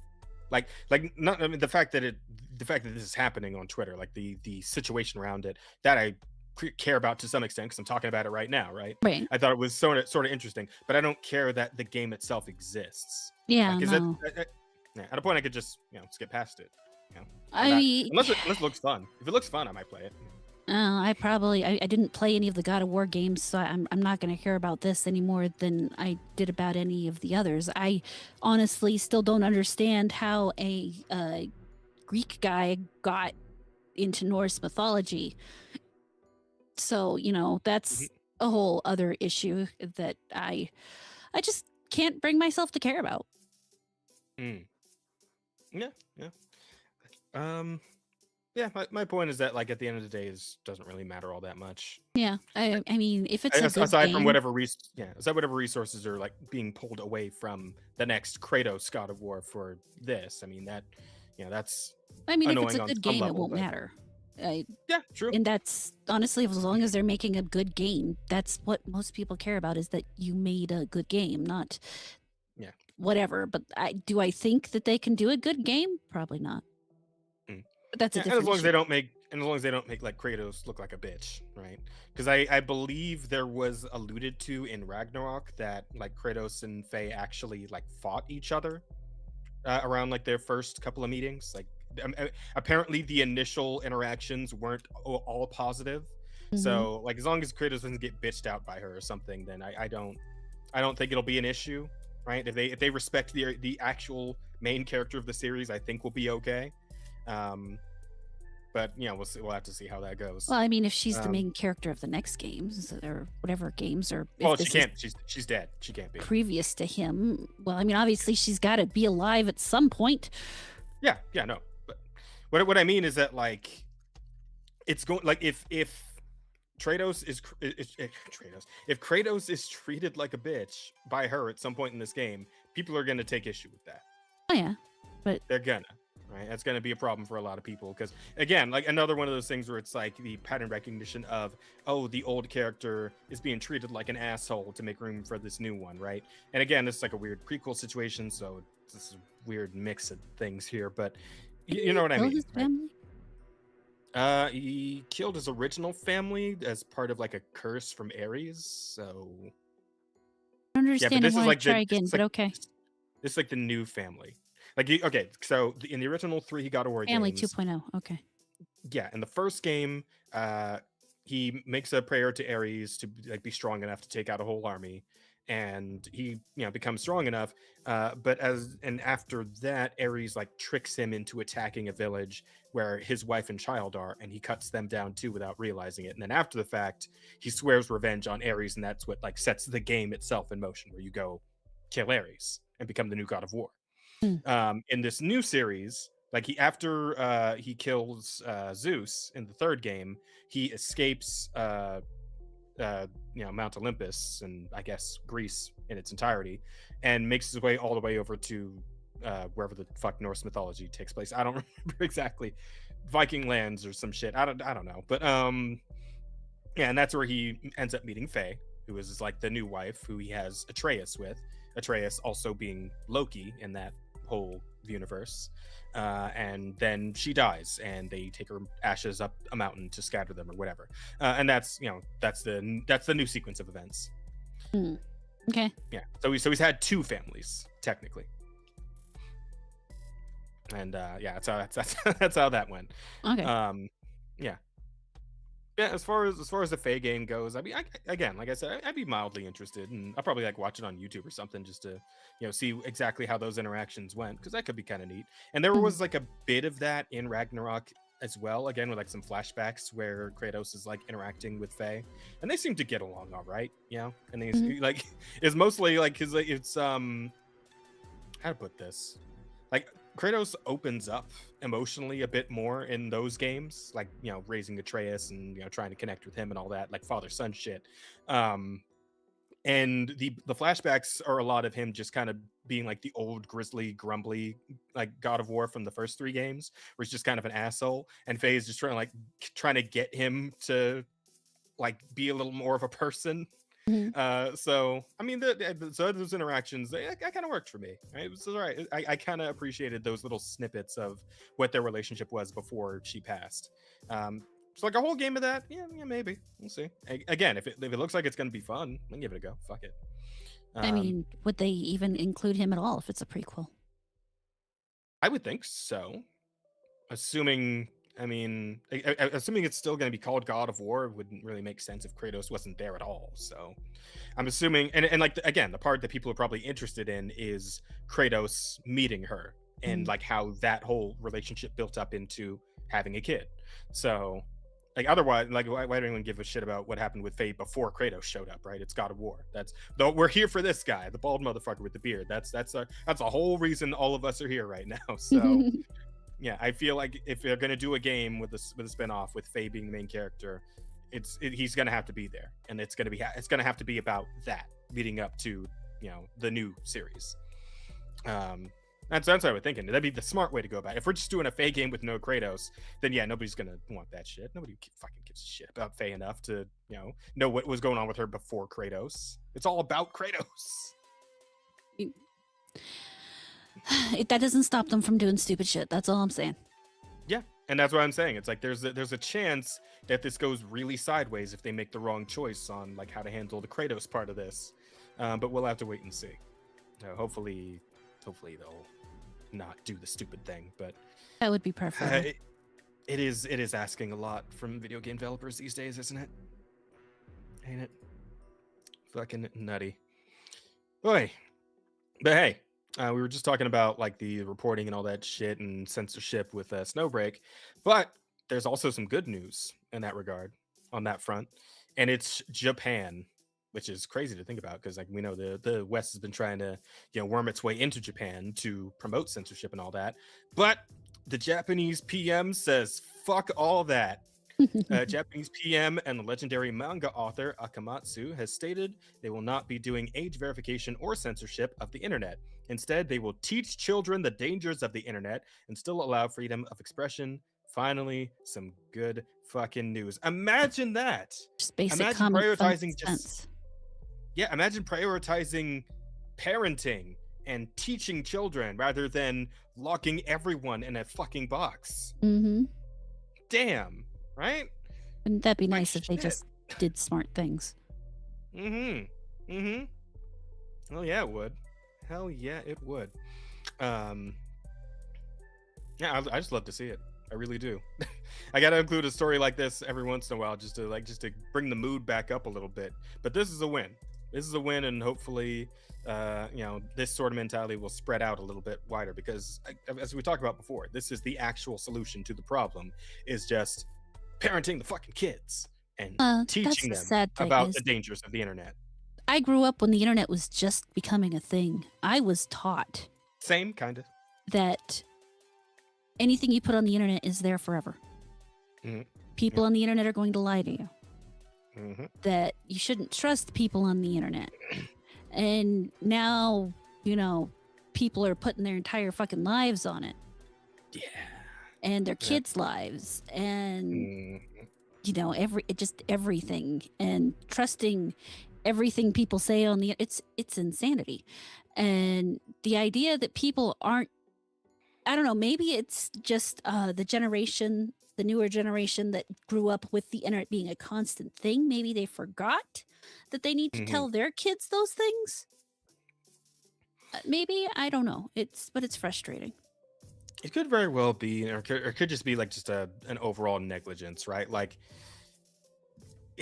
we're kind of dealing with joint issues here. With like one is just like birth rates declining in general for people just not wanting to have kids, but also people who are having kids are they kind of grew up again, like you said, in this kind of internet age with all this kind of apathy, and like there's isn't really as much of a drive to be a good parent as there used to be, Mhm. right?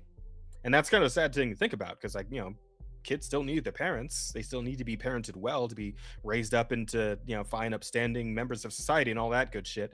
But parents these days, the younger parents, just aren't really doing that anymore. They'd rather just put the fucking iPad in front of the kid, turn on the Cocomelon, and then whatever happens, right? But the bad part is that when with Cocomelon and TikTok and just God help us, Instagram. I don't know what the kids get access to when they in like their elementary school age at this point. All I know is that the shit's rotting them from the inside out, and the parents aren't really pressed to do much of anything about it. I don't know, man. But it seems like Japan at least has the right thought process on this. The traditional thought process of just being parents to your kids, raising them yourself, being an active element in their lives as they grow up, because that's important. It really, really is. And we have seen over and over and over and over and over again on this internet at this point what happens when like the childless, or not childless, the parentless behavior on the internet, the fatherless, motherless behavior has gotten so fucking out of control that it's like every week with this shit we see something new about how like somebody's being fucking retarded online and in real life, just all the time, man. It's becoming like an epidemic of retardation because these people weren't fucking raised right. Nobody hit these people as children. We're back to, have they ever simply tried just turning off the TV, sitting down with your children and hitting them?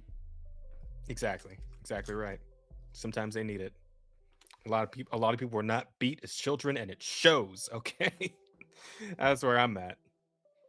But good for Japan, and maybe one of these days I'll have to look into a goddamn visa, and I'll just move over there instead. I'll go live. I'll learn Japanese. Fuck it. At this point, man. I mean, I know I'm black, and they don't like very much the black skin over there, but I'll try. I'll still try. It can't be worse than over here. I mean, in some ways, yes, and others, no. Yeah, well, yeah. Again, I'll take my chances. We'll figure it. I'll show. I'll just show them that I'm one of the good ones. Listen, I'm one of the good ones, Japan. I'm just telling you right now. He's not going to be in there, being Johnny Somali or anything like that. Oh, absolutely not. But oh man, I don't think we put that in the docket either. Did you see that? Yeah. Yeah. Oh, that's good. Yeah. Just we didn't have it in the docket, guys. But big ups to Johnny Somali getting fucked by the Japanese legal system. Love that. Korean. Or was it Korean? Oh, the Koreans. Yeah. Okay. It was one of those Asian countries because he fucked around in all of them pretty much. Oh yeah. But the Koreans. Korea's the one that's probably going to keep him for a while. Yeah. Yeah. Because what is it? Manual labor. Yeah, because the manual labor is 3 years in prison doing that manual labor, and he was also added to like the fucking global sex offender list or some shit, right? Yeah, to their sex offender list, but because of the way international law works, he's basically going to be forced to register wherever he goes. Yep, yep. That's great. I love that. I love that for him. I still think he should have gotten fucked harder, but I mean, this is still pretty good. And he has to pay, I think it's 150,000 won, which is like 20 or 35,000 American dollars in fees to top it off. Yeah, and considering the donations were drying up pretty hard even before all this nonsense, I feel like he's definitely going to feel that. Well, I mean, hey, since we're putting him to work, maybe he can like work it off in jail somewhere. I mean, spend a couple more years, work off a little more of that. Yeah. We'll see. Could work. But you love to see the justice finally falling on his head there. And hopefully all the other nuisance streamers who've been, because there were some others as well. I can't remember their names. Vitaly got hit in, I want to say, the Philippines. He's going to be going to jail. Lovely. Do we have like a list? We have like a comprehensive list of like nuisance streamers finally finding out. Not off the top of my head. I remember Vitaly off the top of my head. Oh, okay. But somebody's got this shit written down somewhere. Oh, I'm sure someone does. But yeah. Let's see. But that's good and that's great. We love all that. But hey, you know what else is fucking nuts? That's absolutely wild. What? The fact that Eiichiro Oda, the writer of One Piece, is trying to start the fucking like Grand Pirate Age in real life. Is he? So Oda has written down the secret behind what the One Piece treasure actually is on a piece of paper. And hang on, you know what? I'm just gonna show the video. It's great. Hang on. This is also for the fact that they passed 600 million copies sold globally for One Piece. It is now surpassed Superman comics for like highest selling comic of all time, I think. What is the One Piece? This is so like over dramatic. I love it. Has been determined since the very beginning. The secret never written down. Kept in the mind of creator Eiichiro Oda.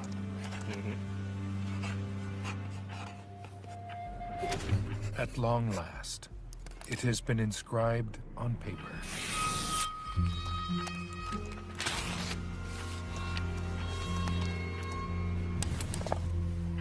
He places the bottom half of the paper in a treasure box. He locks the chest.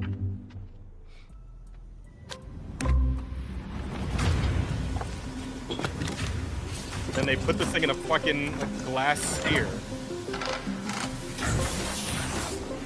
I mean, look at how fucking intricate this thing is.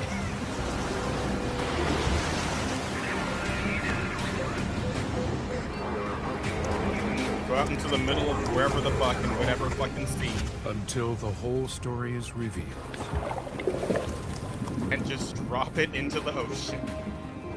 The truth will rest far beyond anyone's reach. I can understand how this would get anime nerds excited. It's nutty. It's fucking At the wild. bottom of the ocean. Yeah. Alright, I'm gonna see now. Finish the rest of the rewatch. Have a good night. Okay, hi, bye, Marksman. Have a good night. One Piece does exist.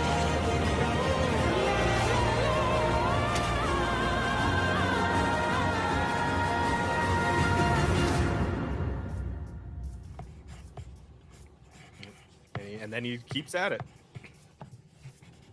Onward to flagless waters. So this Yeah. motherfucker wrote down the secret of what the fucking One Piece actually is. Again and again, this is like, how long's this shit been going for? It's like 2 decades now, I think, that this one fucking series has been continued for. Mhm. Actually, no, when did he start this? When did the One Piece manga start? No idea. One Piece manga start date. Oh, it was 1997. Damn. So this is almost, yeah, Christ, it's almost 3 decades old at this point. And this man has taken the crux, right? This focal point of the entire series, the One Piece, the One Piece in universe, which is the treasure that all the pirates want to find to become the king of pirates or whatever, right? He's written it down on a physical piece of paper, put it in a little treasure box, and dropped it to the bottom of the fucking ocean. That's crazy stuff, man. Oda really said, "You want the ending? You could have it. I left everything I gathered in one place. Now you just have to find it." Here's the thing, though, man. I feel like that one unemployed friend. I feel like there is an autist somewhere on this earth with so much more money than anyone should have, any one person, and they will fucking fund an actual expedition to find that goddamn piece of paper in whatever ocean they dropped it in. Right? I believe this is real and that they're gonna go for it, right? Somebody's already doing it. Mr. Beast has about to drop the craziest video. Oh man, if like Mr. Beast starts a fucking like finding the One Piece series, holy shit. That'd be kind of amazing. The Great Pirate Age in reality, chat. Go and find it. Go find that fucking piece of paper so that you can spoil One Piece for everybody. Get out For the there. entire on your planet. boats. Get a little rowboat, row out to the middle of the ocean. Oh man, I love it. I think this is actually really, really good.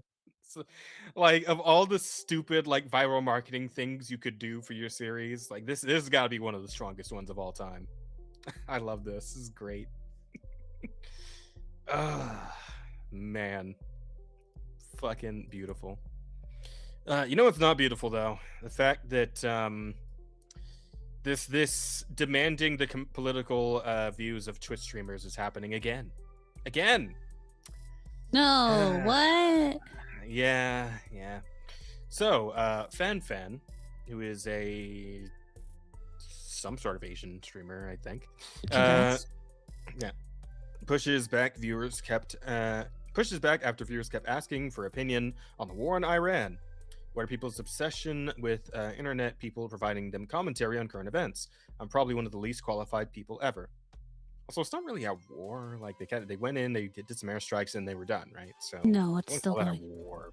Oh, is it ongoing still? It's Oh, still shit. going, yes. Weird. Can I get an amen for the brave troops that die fight? Why is everyone like, why do people do this? Genuinely, why do people do this? Do you guys not watch Twitch as like an escape? I don't I do. understand. Like, can we please talk about it? What are people's obsessions with like internet people, like providing them with commentary or anything, or just like any discussion whatsoever on current events? Like yeah, right? Like the world fucking sucks. Don't you want to just watch Twitch and fucking relax and forget about how shitty the world is for 1 second? Oh my god.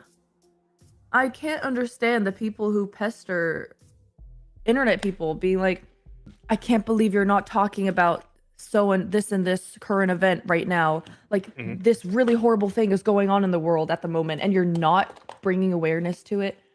No, I'm not bringing awareness to it. It's not my fucking job, right? I like to stream as my own escape too. Like I almost imagine like the classic scene is right. Hey, do you see the sign outside my stream that said political commentary? Like, did you see the sign that said political commentary? No. Do you know why you didn't see that sign? Because political commentary is not my fucking business. That's why, right? Like your fucking your Pulp Fiction moment, and it's like, Jesus Christ, guys, you gotta get over it at some point. You gotta just be able to just relax and enjoy a stream of some cute girl looking at like doing a makeup tutorial or learn how to make a crepe or whatever the If fuck, I wanted right? to like go read New York Times or something. Yep. I love when my entertainer shares their worldview. Yeah, right. Like, do you know how unqualified streamers are to be making fucking claims on current events? Oh my god. Probably one of the least qualified people ever. I don't want to hear my fucking dumbass internet entertainer talking about world events. Like, what the fuck do you know? But I don't know. To each their own. Maybe some people are just like, I have to know that my streamer like supports the same shit as me and has the same opinions. Unfortunately, some people do. yeah, that's how this shit goes, it would seem. I mean, I have So plenty of so opinions, she- and I'll talk about them, but so she's pro ice, got it.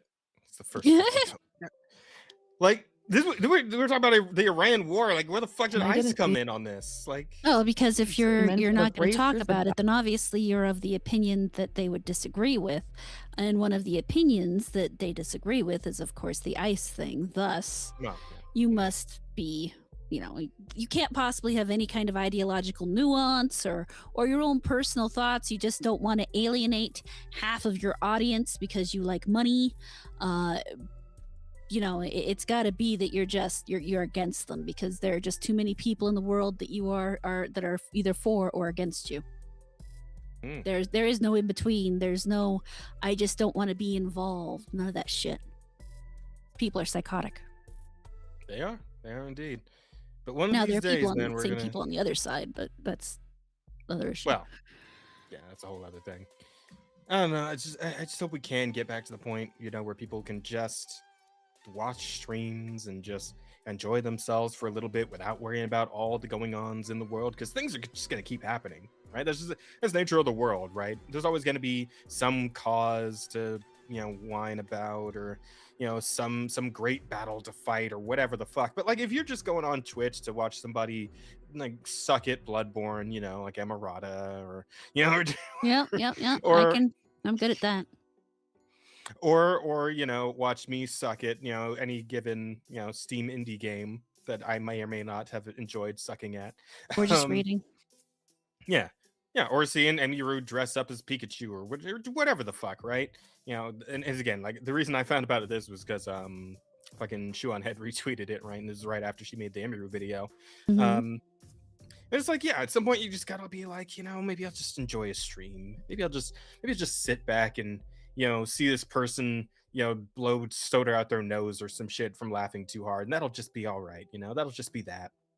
I can just enjoy that for what it is, and I can just leave the world behind for a minute while I do that, because that's all. I don't know about y'all, but Yeah. is this like maybe it's just a jobless thing, right? Because like me, I got a job, I work long hours, and when I come home, I just don't want to think about anything aside from fucking cute anime girls playing Devil May Cry or some shit. Just enjoy that. Yeah, it's I enjoy honestly there's a section of people out there who are just addicted to being mad at things. thus they don't want to sit back and enjoy something. If they're enjoying something, they feel like they're doing something wrong. I don't know if maybe they have some level of guilt or something. That's something I could play at, but realistically, no, they don't want to enjoy things. They want to be mad at something, because if they're mad at something, that means that they're special and that someone should be paying attention to them. As opposed to, it means that they're just an annoying fucking prick that people don't actually want to listen to, but will because they won't fucking shut up. Absolutely right. Honestly, I couldn't have put it any better. Solid work. Well done, Rada. Yeah, so I suppose this is just gonna like be a thing that's just gonna happen every like few weeks now until people get tired of this particular streamer drama trope, I guess. But because I imagine there's no end of like bigger streamers who would prefer to just be entertainers as opposed to splitting their audience up by going in on one political opinion or the other, right? Because it's just like Jordan said all those years ago, right? But Republicans still buy shoes, right? So it's like some people just want to maximize their audience and let people enjoy themselves and have fun being a streamer. They're here and to sell politics product, not spread their own ideology. Yeah, and politics just aren't fun for most people. Hell, even the people who harp on politics, is not fun for them either, but they do it anyway because, again, like you said, they enjoy the fighting, right? To some extent. Like, yep. It's a bit of a masochism type deal, but they don't have enough to do with their lives, so they got to get that out somewhere. Instead of getting a hobby. Of joblessness involved. Yeah. Huh? I said there may be a fair amount of joblessness involved. That is true. Unfortunately, a lot of them probably have jobs. It's just they don't feel special enough at their job. Thus, they come home and have to continue to be retarded. Yeah. Oy. But hey, sometimes some drama is just so stupid and funny that it's like, you just appreciate it for what it is. Like, people have a little shit fit about it on Twitter, but for the most part, it's just a funny little thing that happened, right?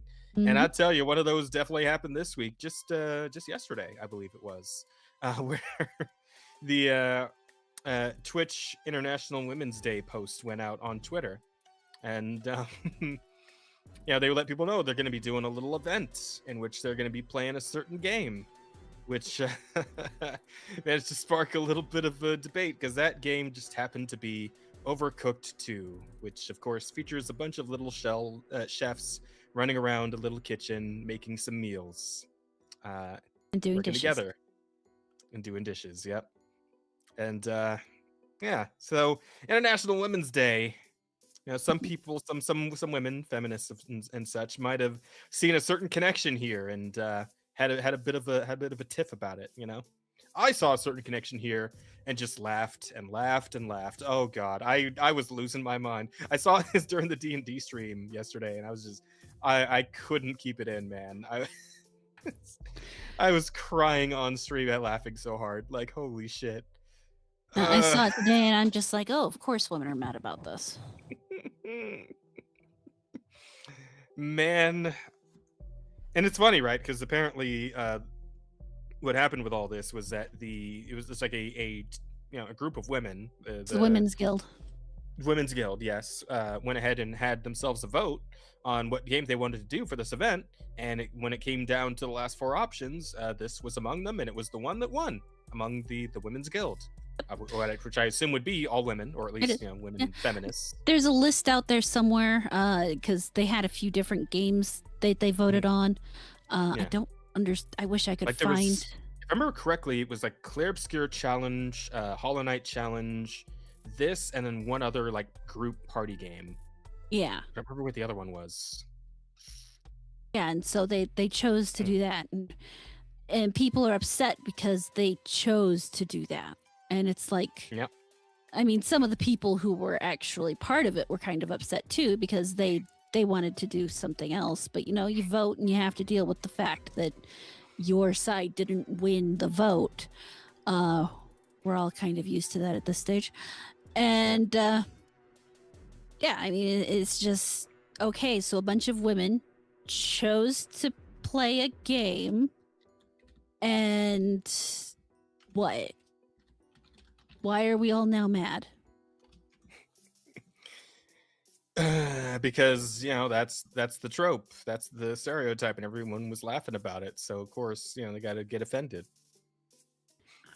Yeah, they have to. It's just No, they definitely choose it's to. a harmful stereotype against women. All right. See, you wouldn't know this, Rada, because you didn't drink your fucking respect women juice today, and that's the real problem. Okay. Yeah, it tasted bitch made, so I wasn't gonna do it. And of course, everyone's been spamming the fucking Burger King UK post from like whenever the hell this happened. I can't remember when this happened, but I do Women kinda belong in remember the this kitchen. having- Yeah, that was like 3 or 4 years ago. And people are like, what do you mean? And it's like, it means that women can become chefs too. That's literally what it means, because you'll have a whole bunch of weirdo feminists out here whining because there are no female chefs. There are tons of female chefs, by the way. You're just fucking retarded. And then, Burger King says something like, women belong in the kitchen, meaning that they too can become a chef. And once again, women are being their own goddamn worst enemy. Yeah, because it was so I suppose it was like supposed to be like a more of like a women belong wherever they want to be type of thing, right? But because Yeah. And it was a play because on there's- the trope, the joke. I mean, it was a joke about the whole, women people didn't belong in the read the kitchen small text, statement. though. But They some only read the people big just took it text. too seriously. I hate these people. Oh fuck! It was too good though. I could not laugh. Oh god damn it! Hello. Yeah. Yeah.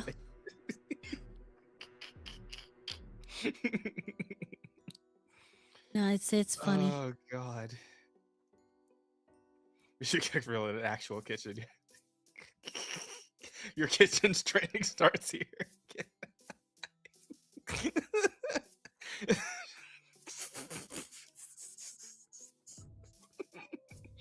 I can't. Oh, it's too funny. And it's funnier because I know the kind of people that get upset at it, and them Mhm. being upset is extremely amusing to me. So, oh, it's like I a joke never on top of a understood those joke, people. They piss me off so much. As a woman who loves being in the kitchen just for the fun of it, Mm. it's like, why are you mad about the fact that we can also? Oh, cook? that should be the title. Hey God, Rada belongs in the kitchen. There it is, chat. Then you Ah, have, fuck it. I mean, the whole thing around that. You have the people who are upset because they did cooking. Then you have the normal people who are just laughing because they did cooking. And then you have the people who are making fun of the people who are upset because they did cooking. And then you have people who are upset at the people who are making fun of the people who did cooking. And it's like, it's not even worth trying to explain to these people why this shit is so ridiculous. I mean, yeah, they chose to do cooking. Why not let them do a cooking game? What does it hurt? It hurts nothing. It is a video game. It is something where they can compete. What did you want them to all play Call of Duty, even though they don't like Call of Duty, just to make you happy? I don't know. Yeah, I don't know. Here's the thing, right? It's Women's Guild. They were never gonna fucking vote in Call of Duty. Call of Duty was never even gonna be an option. Let's be real here. They get the right kind of women in the group, and they would. I mean, But maybe, but like they're gonna- considering, again, it's like it's an argument of like percentages, right? A percentage of women in like a random group of women who are going to be like down with the fucking COD players, right? Now, here's the It's thing. going to be a lot more likely that they're going to choose a friend slot game like this or fucking. You what's it are called? assuming, like I Lethal said, if you're in Company the or- right group or of women, Among Us or some shit, you know. if you're in the right group of women specifically, because there Mhm. is a group of women out there who would happily play something that they hate because it makes them look like the type of people they think they're supposed to be representing. So if I mean, honestly, if this tells me one thing about this woman's guild is that they're actually women who play games that they enjoy. yeah, That's what that tells me, because they picked a game that they would enjoy playing no matter what the whole optics of it was. They picked a game that they were actually going to enjoy playing. Now, women do enjoy different games than men, so the fact that they picked a more co-op, cozy, fun friend swap game, makes sense. It's totally normal. But if they had been trying to do something like make a political point, they could have picked Helldivers or Call of Duty or Apex or God Or knows something what, or something, so yeah. that they could showcase their competitive example or abilities and Mhm. rub it in the face of men that they can play these games. And Mhm. instead, they did this. They would which have honestly, had way to more find. cool. Yeah, would have had to find enough women who are like good at Call of Duty though. Oh no, and no, that'd you're be assuming difficult. once again, they don't have to be good at it. If it's just Oh. a bunch of girls playing together, does it really matter if they're good at it? I guess not. No. No, see, then then they look like the best girl of the bunch, and they can say, "Look, we can compete, and we're not mean to each other, unlike men." Meanwhile, they're stabbing each other behind the back, Oh, behind the scenes. bullshit! Oh, Let's they not would even. absolutely. Yeah. So say. that's a whole different ball of wax there. But Yeah.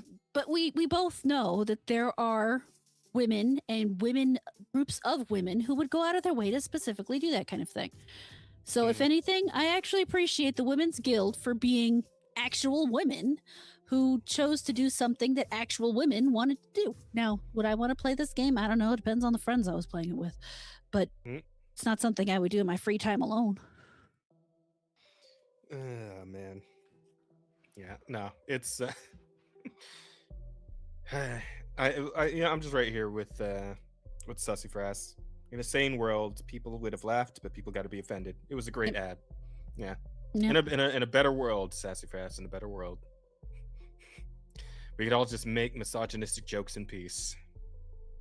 We don't live in that world. I just also, I also gotta laugh at it. Actually, no. You know what? I was thinking about that tweet I saw, or tweet reply that I saw with the meme where it's like the guy reading the book that says women deserve less, but it's like less is crossed out. It says nothing, but that was actually part of the no break issue, not this. But I wouldn't be surprised if somebody somewhere posted that on, replied with that on this too. Oh, I'm sure. Somewhere out there. Hi, King. Oh, fuck. Hi, King. What's up, buddy? You made us a beautiful Actually- thumbnail. Thank you. He did, and I feel like we should probably bring up the thumbnail topic here because, we got to talk about that eventually. Yeah. And as a matter of fact, my good friend Critical Drinker is going to give us the quick walkthrough of what's going on there. Because, as it so happens, chat, Paramount has won over Netflix in acquiring Warner Bros. So why don't we get the quick rundown there on that? Ask me an address and call me Shirley, because this story seems to have more twists and turns than an Agatha Christie novel. Just when you thought it was all over, along comes a last-minute play to complete $83 billion. Yep. Fucking hell. Jesus Christ, man. change the game. It seemed like only yesterday I was reporting on the sale of Warner Brothers to Netflix after an intense bidding war with Paramount in a $100 billion mega deal that seemed to signal a shift in the balance of power in Hollywood's. The beginning of the end for both the studio system and the theatrical release model, as all the major players were slowly being gobbled up and absorbed into the streaming giants. But then Paramount took a look at the situation and decided... Maybe so, sir. But not today. and promptly upped their bid to a frankly ludicrous $111 billion, at which point... Oh, 111 billion. It's a lot of money. Like, it is a fucking shit ton of money, man. And it just like reading shit like this just reminds you how like pitifully broke you really are at the end of the day.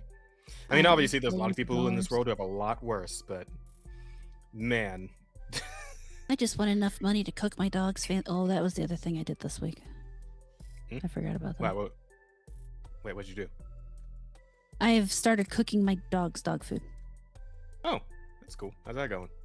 Actually, I feel like you did tell us about that last week. Did I tell you about that last week? I didn't remember. I think so. It sounds vaguely familiar. I think you did. Yeah, no, the I think I asked hamburger's about more that. expensive than you think. That's fair.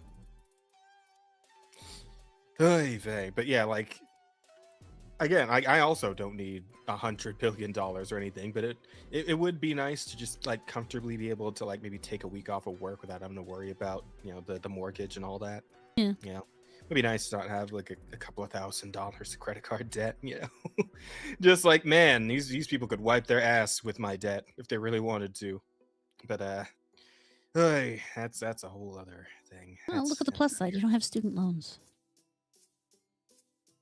I'm gonna replay. I'm gonna start the video again. Oh, Point well, Netflix I'm decided, sorry. yeah, fuck I that, also bro, have we're out. students. And just like that, Yeah. Paramount had pulled victory from the jaws of defeat, seeing off Netflix in an exercise of raw financial power. But what the hell does this even mean for the future of filmmaking, theatrical releases, and the massive slate of IPs and divisions under the Warner Brothers umbrella? Because let's not mince words here, Paramount now control a pretty massive slice of the media.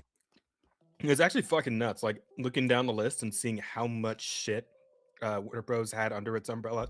It's kind of nonsensical, right? Mhm. All of DC Comics, Harry Potter, Game of Thrones, Lord of the Rings, Transformers, fucking Cartoon Network, TNT, Nickelodeon, Adult Swim, MTV, Showtime. Like fuck, it is a ridiculous amount of stuff they just got their hands on. Which I mean, I guess they paid $100 billion for it, so I guess it really Words should be. here, But Paramount now control a pretty massive slice of the media landscape. Not just entertainment IPs, movies. like SpongeBob, like kids they still watch SpongeBob, right? That's like the biggest cartoon in the world, I think. I mean, at least among like American cartoons, right? And it's like, yeah, they got that too. Mission Impossible, Mortal Kombat, Star Trek. Man, dude, what if they make Star Trek suck less again? Would that be cool? I don't think they can do that. You don't think so? No, I think they it's could at least like- try. I mean, It's fucked until they need to give all of that stuff needs to take like at least a 3-year break, and then they can Fair come back point. and try again. well, Mission Impossible should probably just end. I think. Oh no, that one's dead now. I mean, Yeah. they've pushed it to fucking horror movie sequel territory where we're now. Mhm. And it's not even like the reason horror movies get so many sequels because they're cheap to make. I don't think Mission Mhm. Impossible movies are cheap to make because for one, the amount you have to pay Tom Cruise alone is the Oh, is most horror movie budgets. So, yeah, let's just kill that one off and let it go. Yeah, I think that's the right call. I think it's the right move. And TV shows, but news networks Turtles, as well. Looney Tunes, What are they going to Tom and do with Jerry, all this Beetlejuice. power and influence? Nothing. They're gonna do nothing. Well, to answer that question, you should probably consider the man at the top of this particular pyramid, David Ellison, the billionaire owner of Paramount Skydance and the son of Larry Ellison, the world's third richest man with a net worth of almost $250 billion. Christ. A lot of money. Fuck. Ellison started in the industry by founding Skydance Media back in 2006 with nothing more than a little elbow grease, some can-do attitude, and yes, a massive infusion of money from his dad's. Small loan of $1 billion. Yeah. That was Can I nice of say, his father. man, having the Oh, what's up? So that was nice of his father. Yeah, definitely. Yeah, you gotta love a dad who supports his kids in their Mhm. endeavors, you know? world's third richest man as your father probably has a few perks. Anyway, fast forward a couple of decades and David was keen to expand his business empire, and one quick and efficient way to do that was to buy out the struggling Paramount Pictures, which was the studio equivalent of a fixer-upper. It had lots of valuable IPs and networks under its control, but years of bad decisions and corporate restructures meant that it no longer had the resources and confidence to exploit them. That's great and all, but you might think that the FCC would have a thing or two to say about such a huge merger of corporations, especially when it comes to news channels like CBS on the line. Not to worry though, because as it turns out, David is good pals with the man in the White House, and I kinda like to imagine the conversation played out something like this. What do you want? Hey Don, any chance you could lean on the FCC and get them to approve that Skydance merger for me? I sure would appreciate it, buddy. I don't know about that, Dave. People might have questions. Well, if you could make this happen, I'll fire everyone at CBS and replace them with people who only say nice things about you. Consider it done. Cheers, bro. And so approval was granted and the deal went ahead. Paramount became Paramount Skydance and David set his sights on his next target, Warner Brothers, another studio with a shitload of potential and a ton of IPs that it's mostly too stupid or too incompetent to properly exploit. He's so fucking petty. He's so petty. Mm-hmm. And funnily enough, another news network I said extremely. in need of reconfiguring. Ahoy there. Don, it's me again. Listen, you know how you pulled some strings at the FCC for that Paramount merger? Well, I could use your help again. I'm buying Warner Brothers this time. I don't know if I can do this a second time, Dave.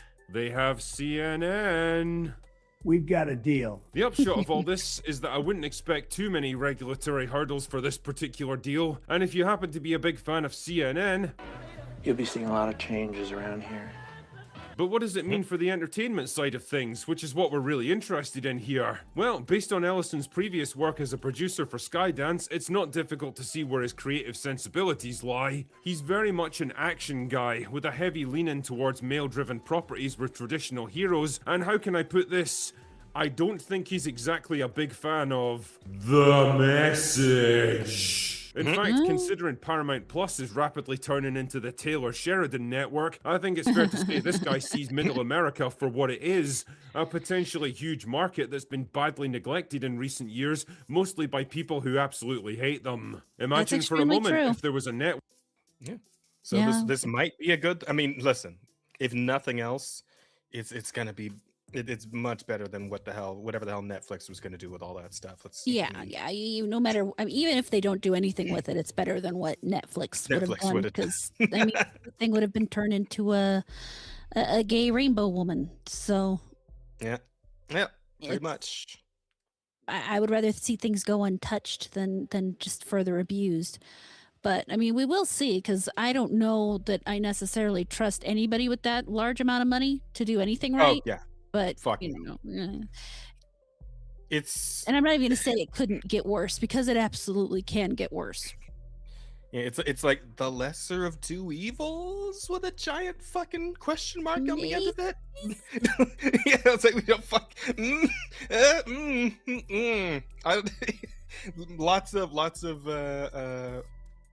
Lots of fucking question marks on the end of that statement. Yeah. I mean, we'll that see. Cater to their We shall. interests. Now, as you can probably surmise, the prospect of a multi-billionaire with conservative leanings merging two of the biggest studios in Hollywood together under his personal control went down about as well as expected with the usual crowds. Oh dear, it's a bit scary when you don't have an absolute stranglehold on modern culture and have to compete with other creatives that don't share your particular worldview, isn't it? Pass me the world's smallest violin, will you? I mean, considering Ellison owns Paramount already, his first order of business should have been to nuke Kurtzman Trek from orbit, decanonize every show they've ever sharted out into the world, and have the entire secret hideout team forcibly escorted out of the building. Fuck it, you can just buy out their contracts if you have to. It's not like you're short on money, but whatever you do, just get those useless retards out of there. But what about Warner Brothers' other IPs like Lord of the Rings, Game of Thrones, Harry Potter, and the entire DCU? Well, I'd be lying if I said I was disappointed they weren't going to fall under Netflix's control. I mean, Jesus, could you even begin to imagine what a... Yeah. Oh, this I mean, image. she might have actually gotten his role as Aragorn. I would pay to see that. Yeah, you could always still do like a little like fucking parody, YouTube movie. Oh, someday we'll cosplay it up. Yeah. Hey, I'm in too. If you need a black Legolas, right? My hair is pretty long. Right? If I fucking straighten my hair and shave the facial hair, I can make it work. Yeah, we can make it happen. Figure that out. We just gotta find a Gimli then. Maybe a Boromir. Would that be Atreus? No, I think you're thinking Kaida. No, He's short. they're both on like short, stocky side, aren't they? Oh, kind of shorter. Okay, kind of then. There you go. Ask him. He's probably down. Netflix adaptation of Lord of the Rings would look like. We may just have dodged the biggest bullet in entertainment history. Wouldn't get too comfortable in that Warner Brothers office if I were you, James. That being said, I'm not going to pretend that this is an ideal outcome by any stretch, and I don't particularly love the idea of independent studios merging together into homogenous mega corporations, because let's be honest, it's bad for competition and bad for creativity.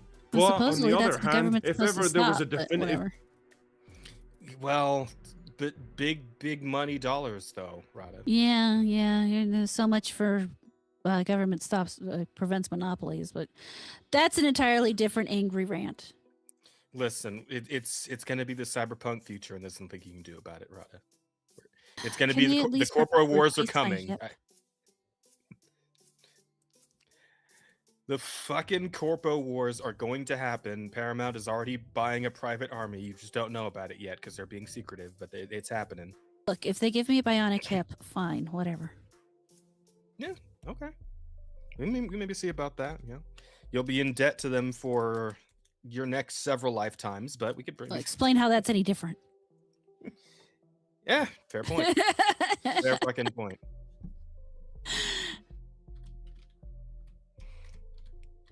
Oh man. But it's like it's one of those things where you see like the outlandish fictional property and you kind of narrow your eyes as you slowly see it like starting to match the world you're actually living in, right? You look at your TV screen and then out your window and then just kind of back and forth a few times. You're like, oh, okay, well. I remember when they made Idiocracy, and that's one of the funniest stories about the movie. You know the movie Idiocracy, right? Yes, I've seen it. But what's the story about it? So in Idiocracy, when they were getting the costumes together, they wanted a pair of the ugliest shoes that they thought for sure nobody would ever wear. So they went out and they bought these $25 shoes and they put them all over the movie, and those shoes were Crocs. And now you look around, and I just recently saw a post for the upcoming Croc combat boots.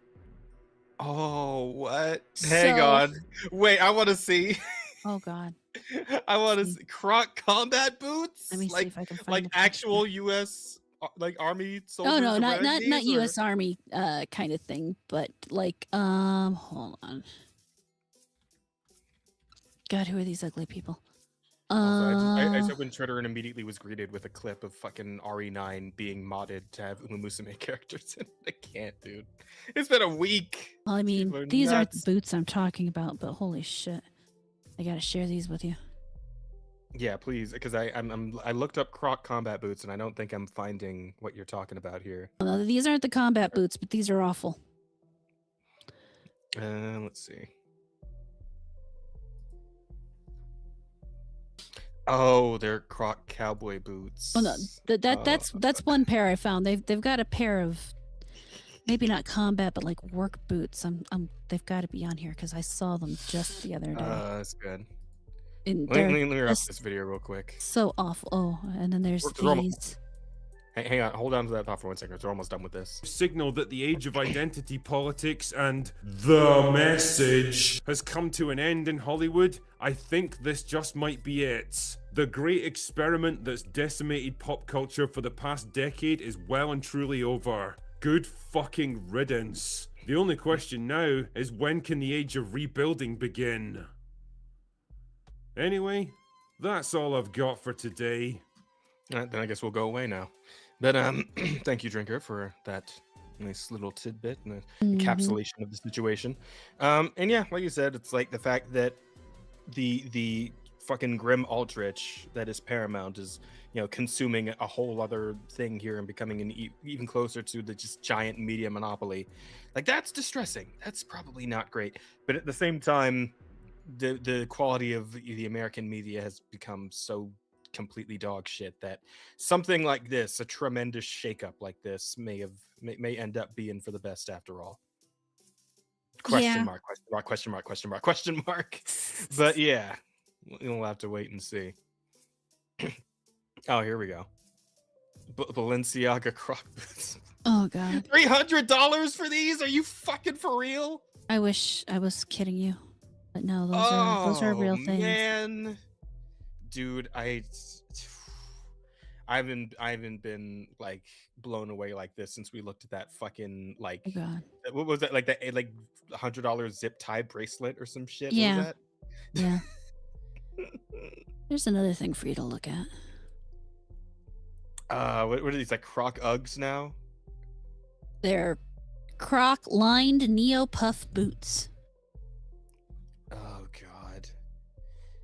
You're gonna find a picture of some fucking Krugs at some point. I know it. I can feel it in my fucking heart, in my soul. It hurts, Rada, but I know it's coming. Just And like this, the Corpo I don't War know is what they're inevitable. calling this, but this is, well, I mean, I can see what they're calling it, but it's fucking hideous. Oh, what the fuck? Hang on. Celebembury? Am I saying that right? Yeah, I don't know. Well, alright then. Chat, fashion has well and truly left me behind. I don't know what. I don't know anymore. I don't know. It's I got awful. I got nothing.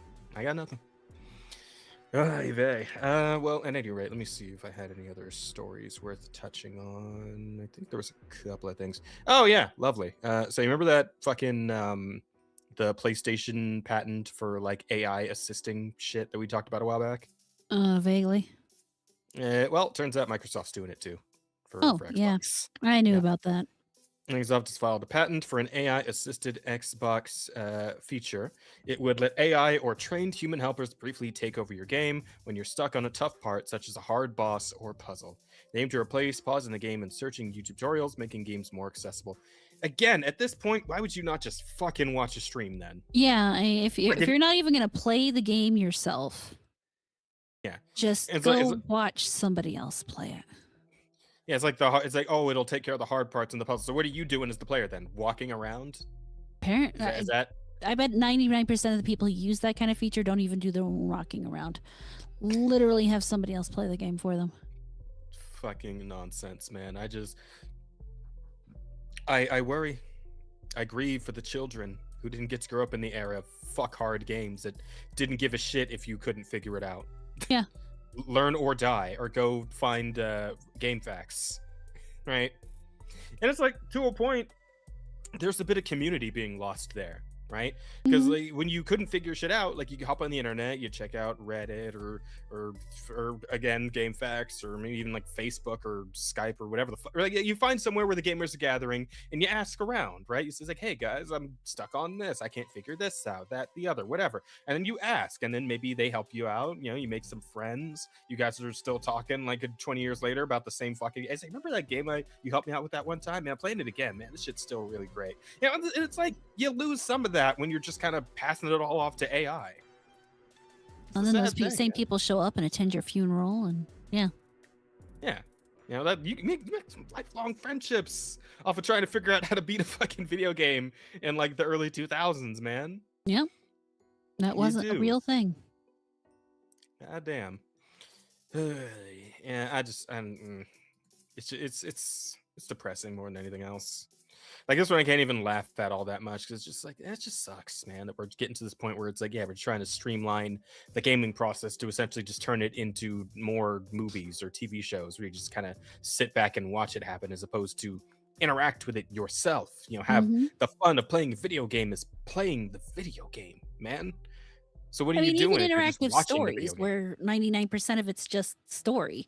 The point is that you are participating in the story. Exactly. It's just ridiculous. It is, but you know, at the end of the day, I feel like most people who play video games are gonna ignore this anyway, right? Because this isn't what they're here for. They're here to play a video game, right? The enjoyment of controlling a character and shaping a story, or you know, or following or like playing or living through a story as it goes on. If something more, you know.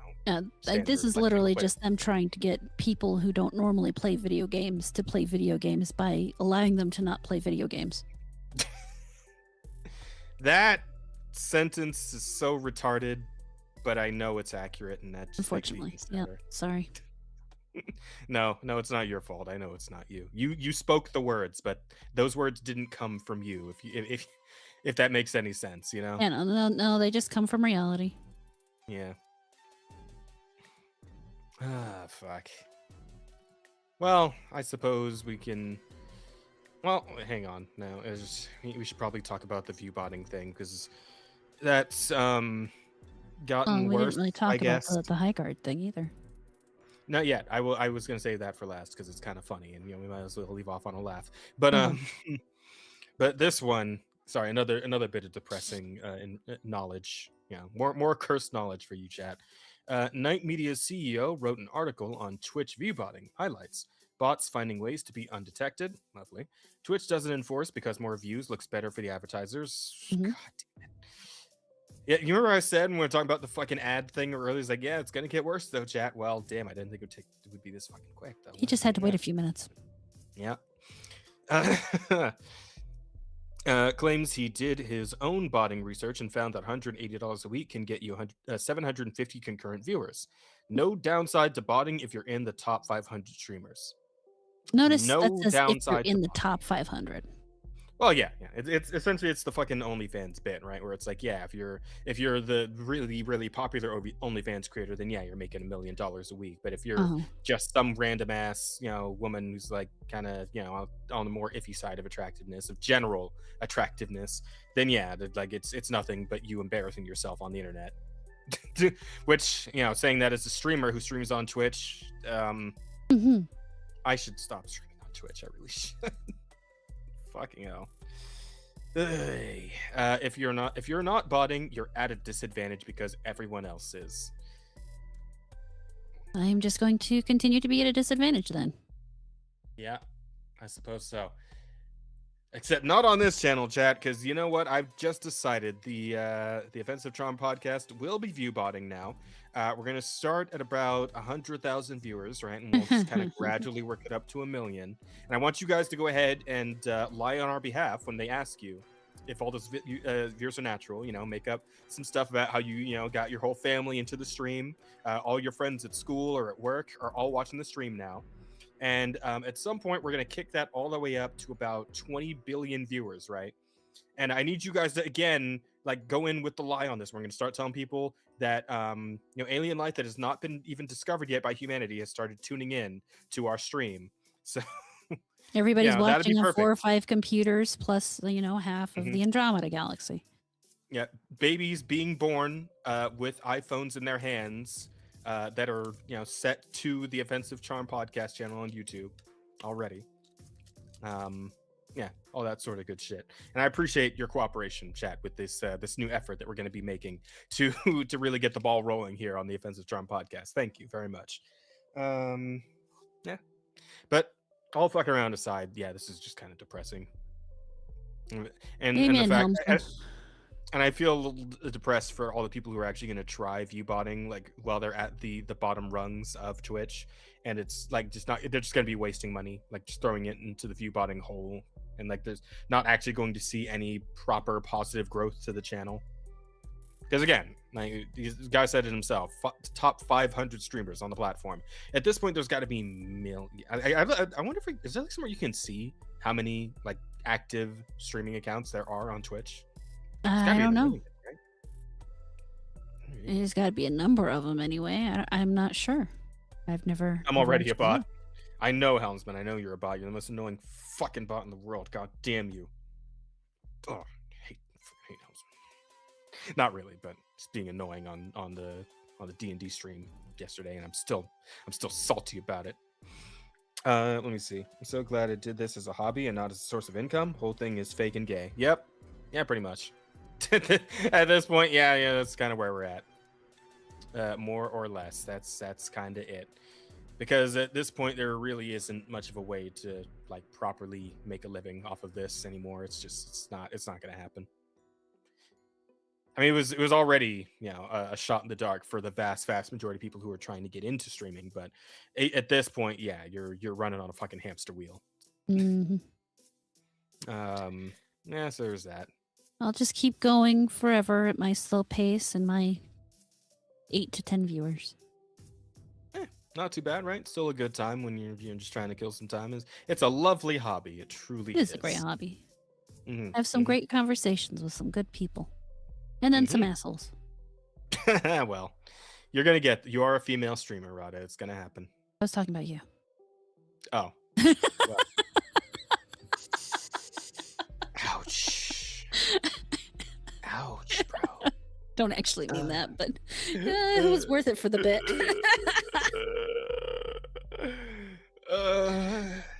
Oh, it's so worth it for the bet. He'll be fine. He has no actual feelings. Hang on.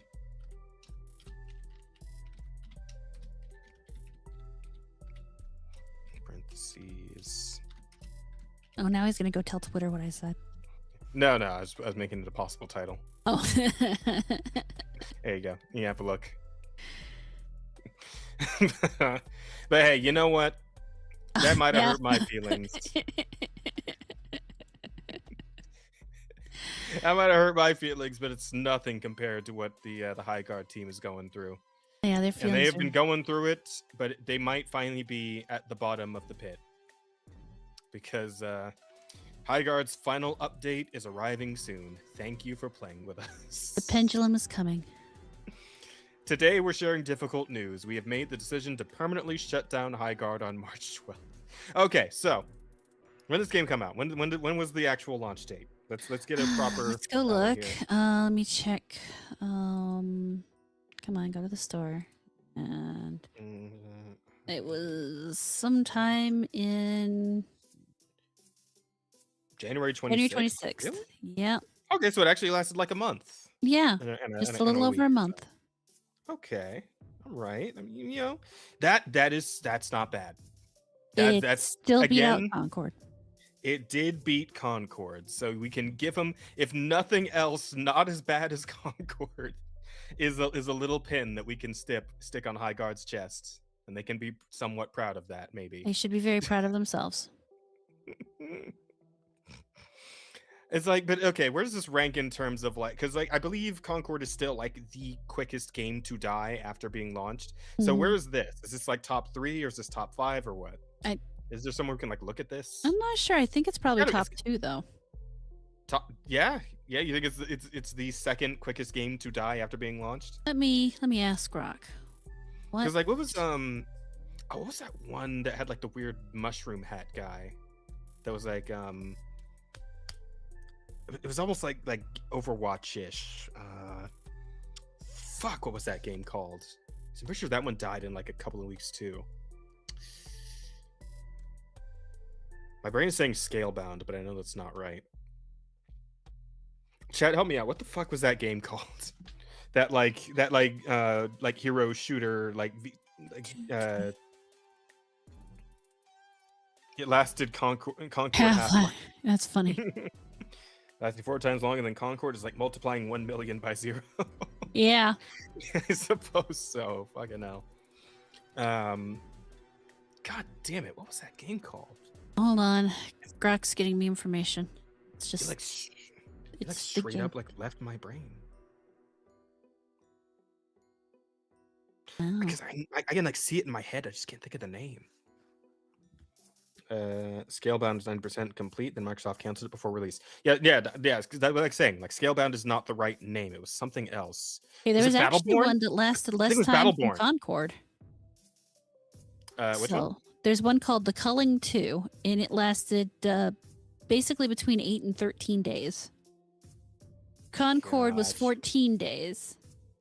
And then after Concord is a game called The Day Before, and that was 46 days. And these are just live feel like I service remember games that one. specifically.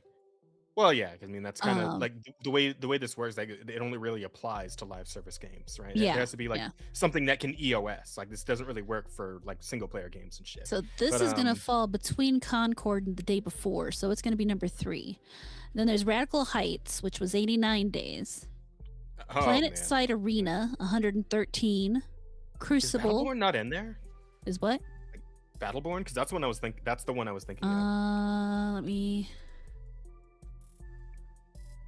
Let me just hang on. Oops. How long Works better if I spell things right. did Battleborn last? There we go. Let's see. And you see, no, that lasted 11 months apparently. Okay, is it almost a whole year? Yeah. Announced a year-long phase shutdown of the game servers by January 31st. Yes. Yeah, okay. The band the Day Before was that one by Fantastic, or as I called it in my review, F-tastic. Which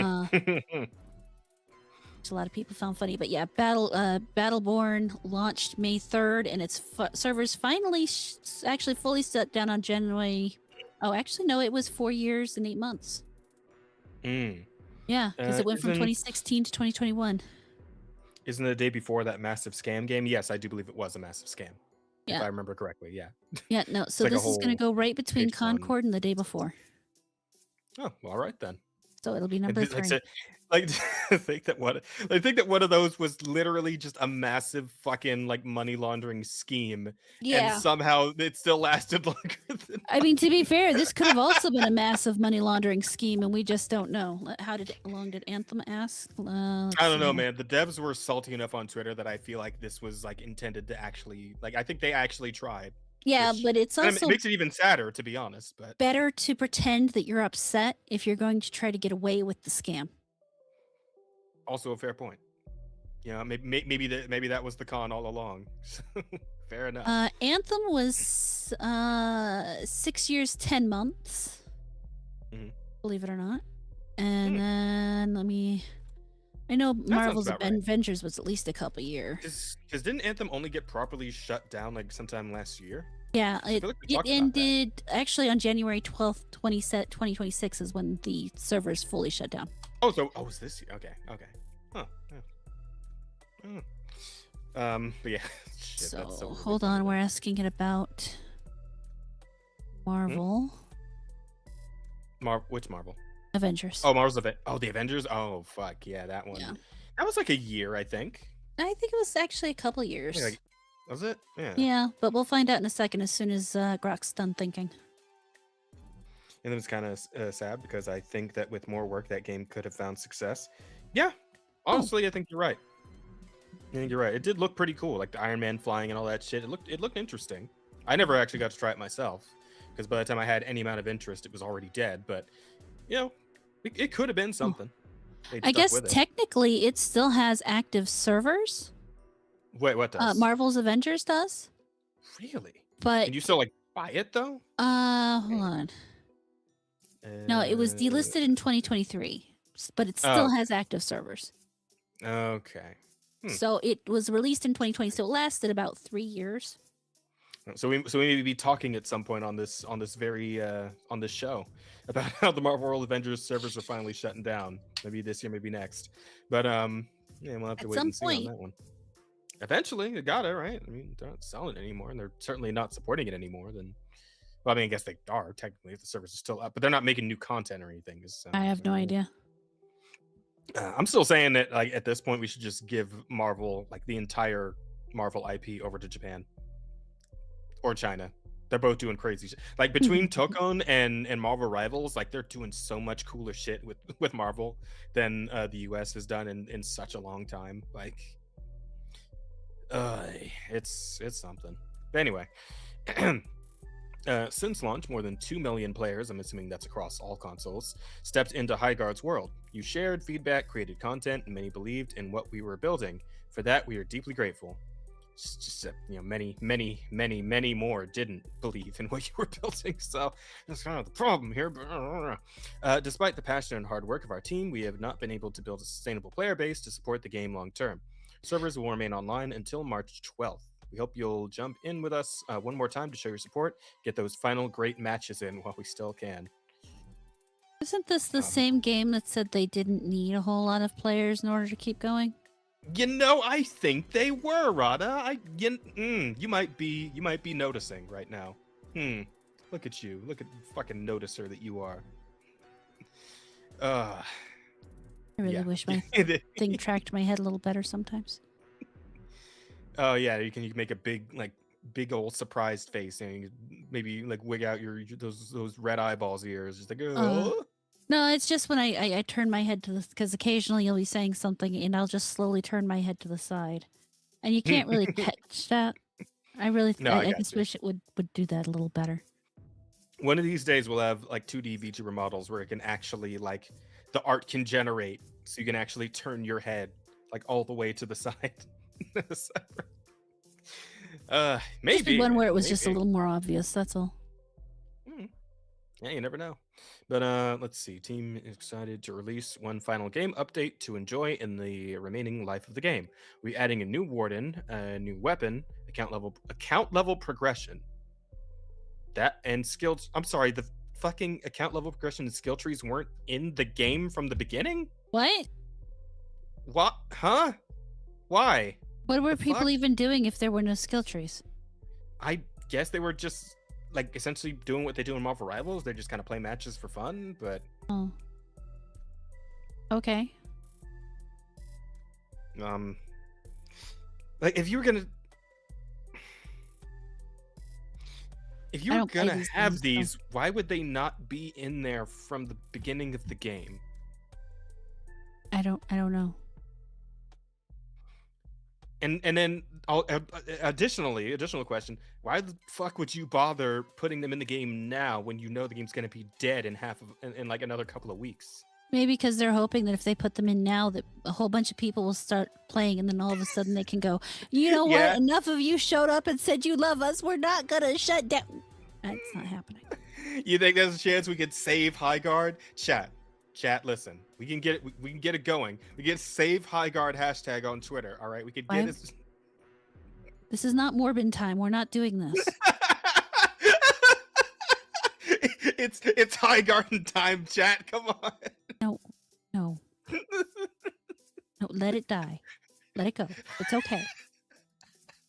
High Guard's gonna morb, chat. All right, you're not gonna want to miss it. All right. Oh my god.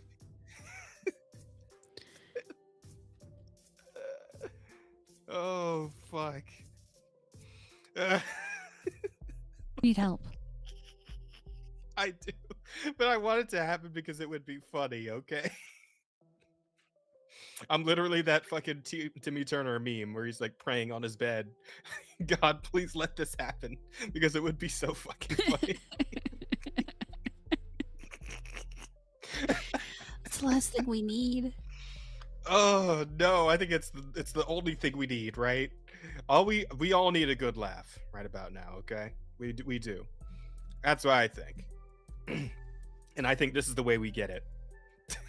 Oh my god.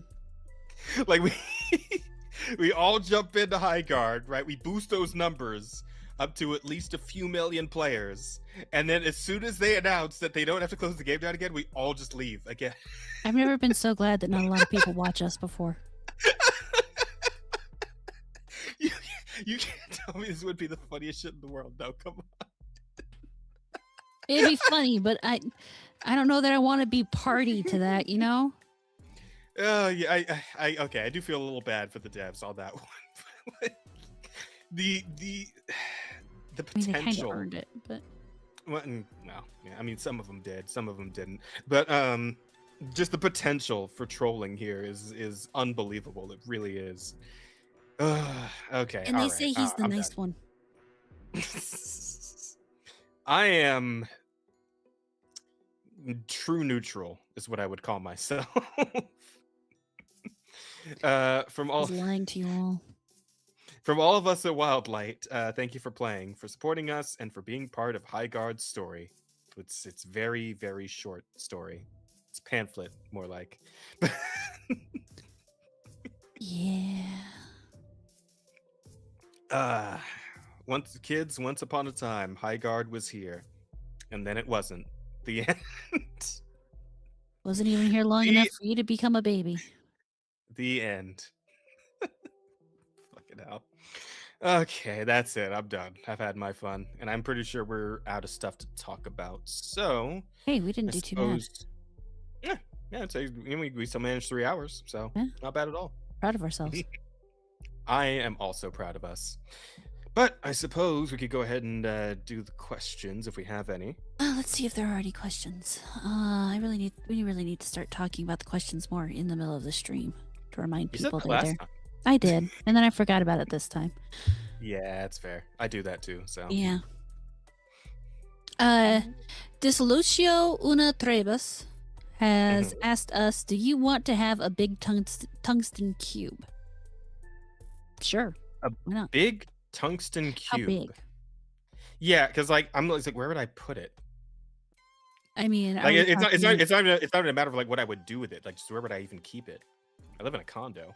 I mean, yeah, it really depends on how big. How big would it be? Because I mean, if we're talking like golf ball size, which for tungsten cube is a pretty big cube. Yeah, Wait, sure. What?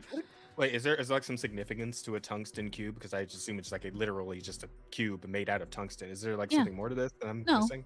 Not that I'm aware of. Oh, okay. Because like, Unless and at that point, it's like it could be like any size. Like, I wouldn't consider like, because you're saying it's like a baseball. It's like it still fits in the palm of your hand. I wouldn't consider that like that big. Like when you it's a say big big, I hunk would of think like metal. you're like the size of my chair or something. pretty right? heavy. Like that would be big in my opinion. There's not really a lot more you can do with it, really. Yeah.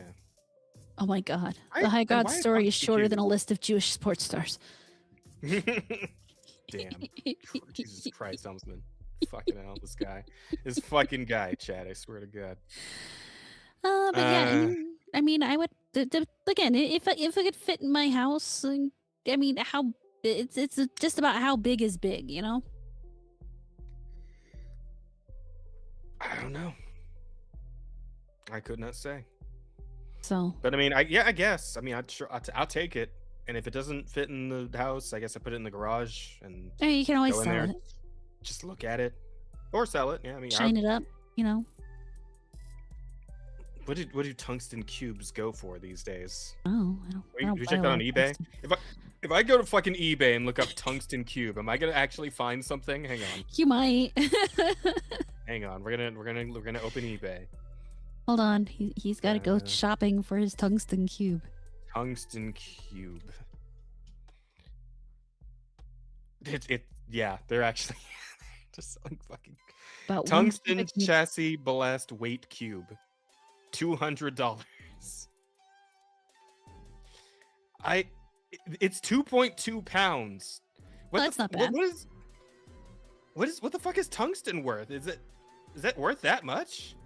Like I have no actual like frame of reference for the worth of tungsten. Like I've only ever fucked around with tungsten in like fucking Minecraft or Terraria or some shit, right? Like Goes between $8.70 up to 30 cents a pound, or $30 a pound. okay, so why the fuck is this 2.2 pounds of tungsten fucking $200? It sounds like Because you got to ship it. I don't know. Is it because of the cube shape? Is that what? Just because you're on eBay, everything's overpriced on fucking eBay. Yeah, that's true. Nah, yeah, you got a point. Here we go. You get like a 1 centimeter tungsten cube, smallest size, $40. And he says okay, one is it- cubic meter. Is this like a new meme or some shit that I'm unaware Oh. of yet? Like, I think he just wanted to know if we like tungsten. Maybe he's thinking about buying you jewelry. if I fucking like type in tungsten cube to Twitter, am I gonna find like a bunch of shit posts or some shit? Hang That could be on, entertaining. Let's tungsten find out. Tungsten cube. It's gonna keep going when you drop a There's an 6 inch NFT. Holy cube. shit. All right, you're a guy in your early 20s. Buy a tungsten cube. Go into debt if you have to. This is not satire. You can get a cube for $4,000. Having a dense cube communicates status to women in business relationships. And if you buy it right, What? it will hold its value, if not appreciate. What?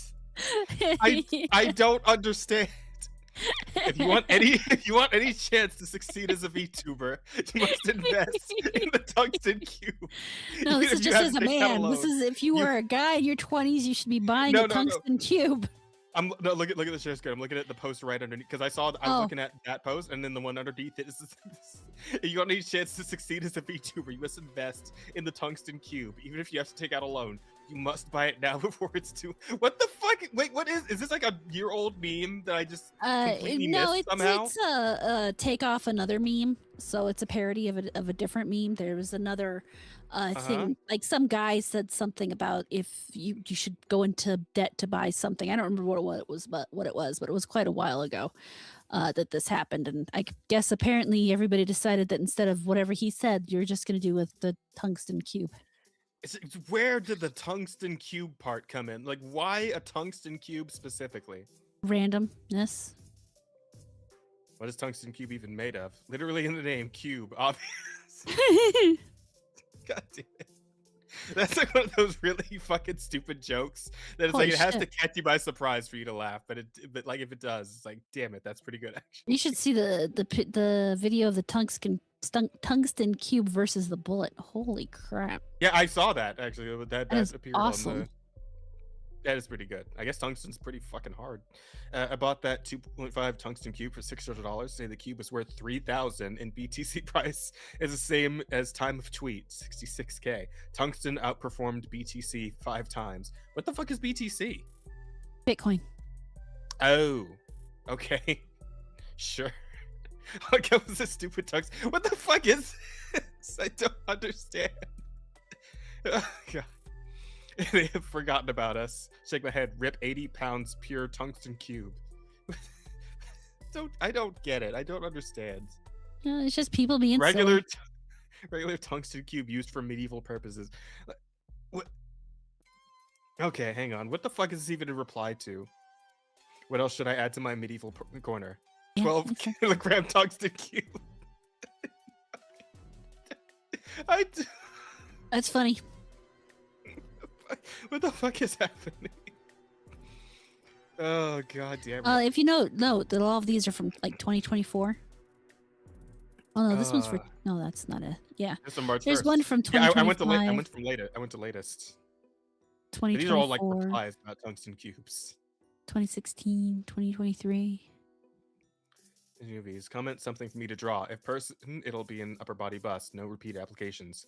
Draw a tungsten cube. Is this like a return of a meme that I somehow completely missed last year? Like Apparently. absolutely unfazed, built like a tungsten cube. Oh my god. I can't. I can't, man. What the fuck? I mean, it was a good question. I'm not gonna lie. He says down a whole fucking rabbit hole on Twitter with this. Like, And he's still confused about it. He's confused about the tungsten cube, man. I just don't get it, but it is really funny, actually. Everybody should have a tungsten cube. Oh god. Anyway, so Marksman has said, hear about this. Scientists have trained human brain cells to grow on a microchip to play the OG Doom. We grew a human brain, fused it to a computer, sent it to a digital rendition of hell, and gave it a gun. Goes to show that anything can run Doom. And then Helmsman is telling us tungsten is nearly 2 times denser than lead, so a cube of tungsten weighs 2 times that of a lead cube of the same size. It is super durable, super high melt point too, so it's difficult to forge as well. So I guess it costs so much on eBay because it's really hard to get it into the cube shape. That would be my thought. Okay then. And once it's in the cube shape, what are you going to do with it? That's a great question. I don't know. I don't know either, but yeah, Jesus Christ, the fact that the bullet's just like atomizing. Oh yeah, and the entire thing just vaporizes. It's so fucking cool. Igniting the Jesus. plastic table, not Holy what I shit. built the freaking- That's kind of terrifying, to be honest.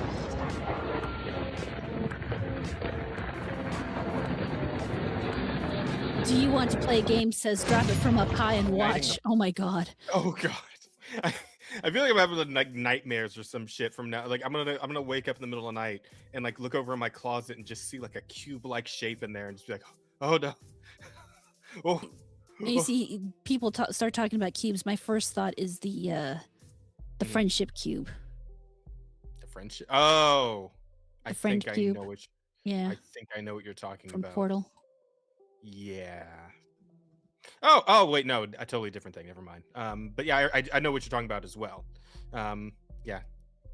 I remember I was seeing a lot of like edits and like memes about like the tragic moment of losing the cube. There's a It's way like to a- save the cube. But Yeah. yeah. You gotta put Did a they add portal that in the before or bottom. after all the stupid fucking memes? Before. Oh, okay. Yeah, no, that was a long time thing. My Anyway. amazing wife got me a beautiful tungsten cube for my birthday. You should get one for sheep and just not even explain it. That could be Just funny. get him a tungsten cube for his birthday next year. Just don't like say like just as soon as he opens the gift, just look at him and then just walk away. Just gonna mail you a tungsten cube for your birthday. That's what I'm gonna do. That, you know what? Sure. Show up Fuck on it. your Why not? doorstep and try to figure out what the fuck. Taking my It's not even gonna have my tungsten cube name for a on walk. it. It's just gonna be a tungsten cube appears at your door. See if you Very remember this dense, must be conversation. felt Then. to be believed. I probably will. I think this will come back to me if you actually send me a fucking tungsten cube. Yeah, I know it's the companion cube. My brain totally just forgot the name companion for a minute. Now you're good. Oh no, I'm fuck. getting yelled at by Sassafras. Oh, nah, yeah. So and I don't blame him. It is the companion cube. My brain just occasionally loses words. Yeah, not people know. Not many people know this, but that little pocket on your jeans is for holding a half-inch tungsten cube. Makes sense. It does. Oh fuck! I can't do. All right, I'm done. What? Oh fuck! We forgot to do the. We forgot to put the poll up for the title before. Oh the yeah, we question. did, didn't we? Oh well. Anyway, damn last question. Sup, gang? Mhm. What would you be do? What would you?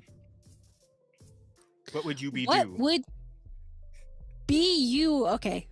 Sup, gang? Yeah? What would be Take it your down. dream job if money was no issue?